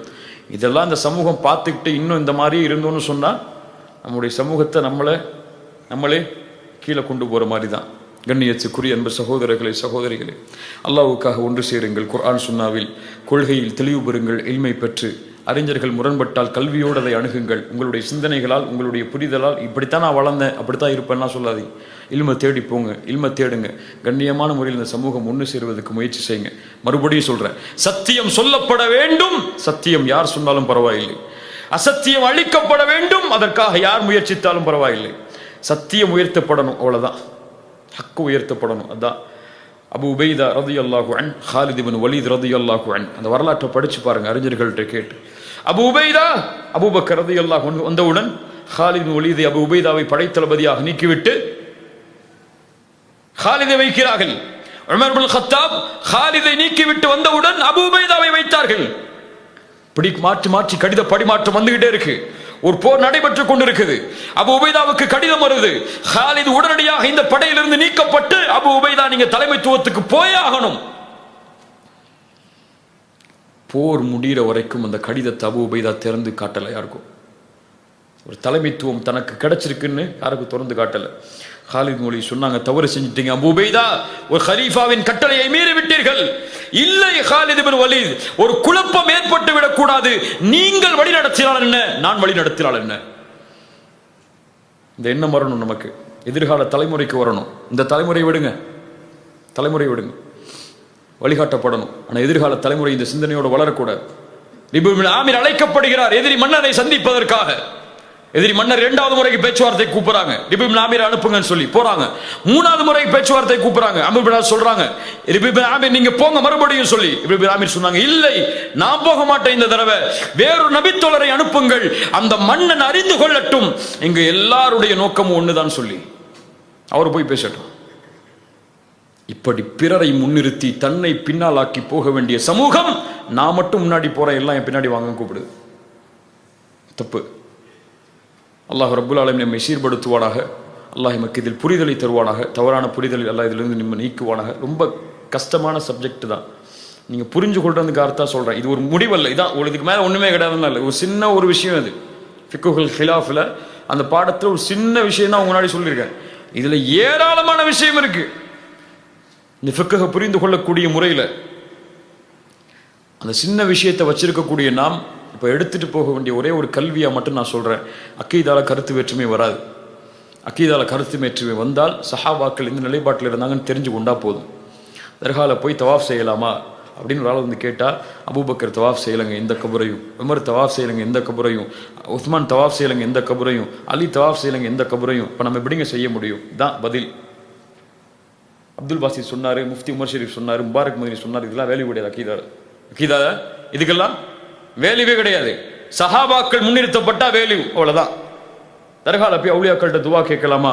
அபூபக்கர் கேட்கலங்க, உமர் கேட்கலங்க, உஸ்மான் கேட்கலங்க, அலி கேட்கலங்க, நம்ம எப்படிங்க கேட்க முடியும்? இதான் பதில். இப்படி ஒரு சமூகம் வழிகாட்டப்பட்டால் அக்கீதாவில் இந்த சமூகம் நேர்வழி பெறும். இந்த விஷயத்தை எப்படிங்க புரிஞ்சு கொண்டது? அல்லாஹ்வுடைய சிஃபத்தை அபூபக்கர் கேள்வி கேட்கலங்க, இந்த வசனம் சொல்லப்படும் போது புரிஞ்சு கொண்டாங்க அப்படியே இருக்கிற மாதிரி. உமர் கேள்வி கேட்கலங்க, புரிஞ்சு கொண்டாங்க அந்த மாதிரி. அப்படின்னு நம்மளும் புரிஞ்சு கொள்வாங்கன்னு சொன்னா சத்தியம் இல்லை. அது அல்லாஹ்வுடைய அருள், அல்லாஹ்வுடைய ரஹ்மத், அல்லாஹ் உதவி செய்யறதெல்லாம் அது அல்லாஹ்வுடைய கரம்ங்கிறதெல்லாம் வேற வேற. இப்படிலாம் பேசிட்டு இருந்தா நடக்காது. 2வது கருத்து வேற்றுமை வரும் மார்க்க விஷயத்தில். இப்படி வந்தால் இல்மோட வந்திருந்தா அது கண்ணியமா பார்க்கப்படணும்.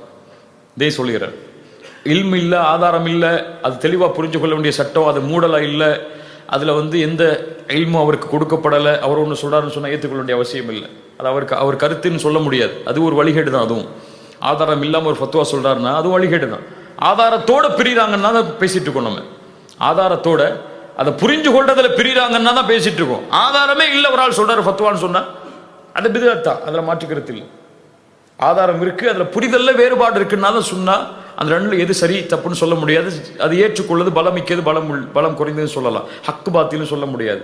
ஆனால் ஆதாரமே இல்லை, ஒருத்தட்ட அவர் சொல்றாருன்னு சொன்ன ஒரு விஷயத்த இதை செய்வோம்னு சொல்லி அது பாத்தில்னு சொல்லுவோம். ஏன் ரசூலுல்லாஹ் வழிகாட்டல, அது எந்த சஹாபி அதில் கருத்து வேறுபாடு படலை, அது தெளிவாக புரிஞ்சு கொண்டாங்க எல்லாருமே தப்புன்னு சொல்லி. 3வது சகோதரத்துவம். இது நம்ம நிலைமை நமக்கே தெரியும். நம்ம எப்படி இருக்கோம், யாரோட உறவு வச்சுக்கிறோம், யாரோட உறவை துண்டிக்கிறோம், யார் வந்தால் நம்ம முகம் கொடுத்து பேசுகிறோம், யார் வந்தால் முகம் கொடுத்து பேச மாட்டேங்கிறோம். ஒரு ஆள் கொள்கையில் முரண்பட்டு அவரோட எப்படி நடந்து கொள்கிறோம், கருத்து வேறுபாட்டில் முரண்பட்டு அவரோட எப்படி நடந்து கொள்கிறோம், எதுக்காகவெல்லாம் நம்ம ஊரில் பள்ளிவாசலை பிரித்து வச்சுருக்கோம், எதுக்காகவெல்லாம் தனித்தனி ஜமாத்து வச்சுருக்கோம்னு சொல்லி நான் சொல்லி தான் உங்களுக்கு தெரியும்னு அவசியம் இல்லை. அது உங்களுக்கே தெரியும். அது உங்களுக்கு சரியான பாதையாக இருந்தால் பின்தொடருங்க, தவறான பாதையாக இருந்தால் அந்த தலைவர்களையும் அவர்களையும் நேர்வழியின் பக்கம் ஒற்றுமையின் பக்கம் அழைங்க. அவ்வளோதான். நம்ம முஸ்லீம் சமூகம் இந்த இல்மை தெரிந்து கொள்ளணுங்கிறதா இந்த இல்முடைய நோக்கம். அல்லாஹ் ரப்புல் ஆலமீன் நமக்கு புரிதலை தரணும். அல்லாஹ் இதில் பிழைகள் இருந்தால் அதை மன்னிக்கணும். ஜஸாக்குமுல்லாஹு ஹைரன். இந்த சிறிய அழைப்பை ஏற்றி இவ்வளவு தூரம் வந்ததற்கு அல்லாஹ் உங்களுக்கும் உங்களுடைய குடும்பத்தார்களுக்கும் நிறைவான வாழ்வை இந்த உலகத்திலும் மறுமையிலும் தருவானாக. அல்லாஹ் இங்கே எப்படி அவை ஒன்று கூட்டினானோ அது போன்று அல்லாஹ் இமை ஜன்னத்துல் ஃபிர்தௌஸிலும், அதிலும் குறிப்பாக முஹம்மது ரசூலுல்லாஹ் ஸல்லல்லாஹு அலைஹி வஸல்லம் அவர்களோடும் அவர்களுடைய தோழர்களோடும் அல்லாஹ் இமை ஒன்று கூட்டுவானாக. பாரக்கல்லாஹு ஃபீக்கும். அஸ்ஸலாமு அலைக்கும் வரஹ்மத்துல்லாஹி வபரகாத்துஹு.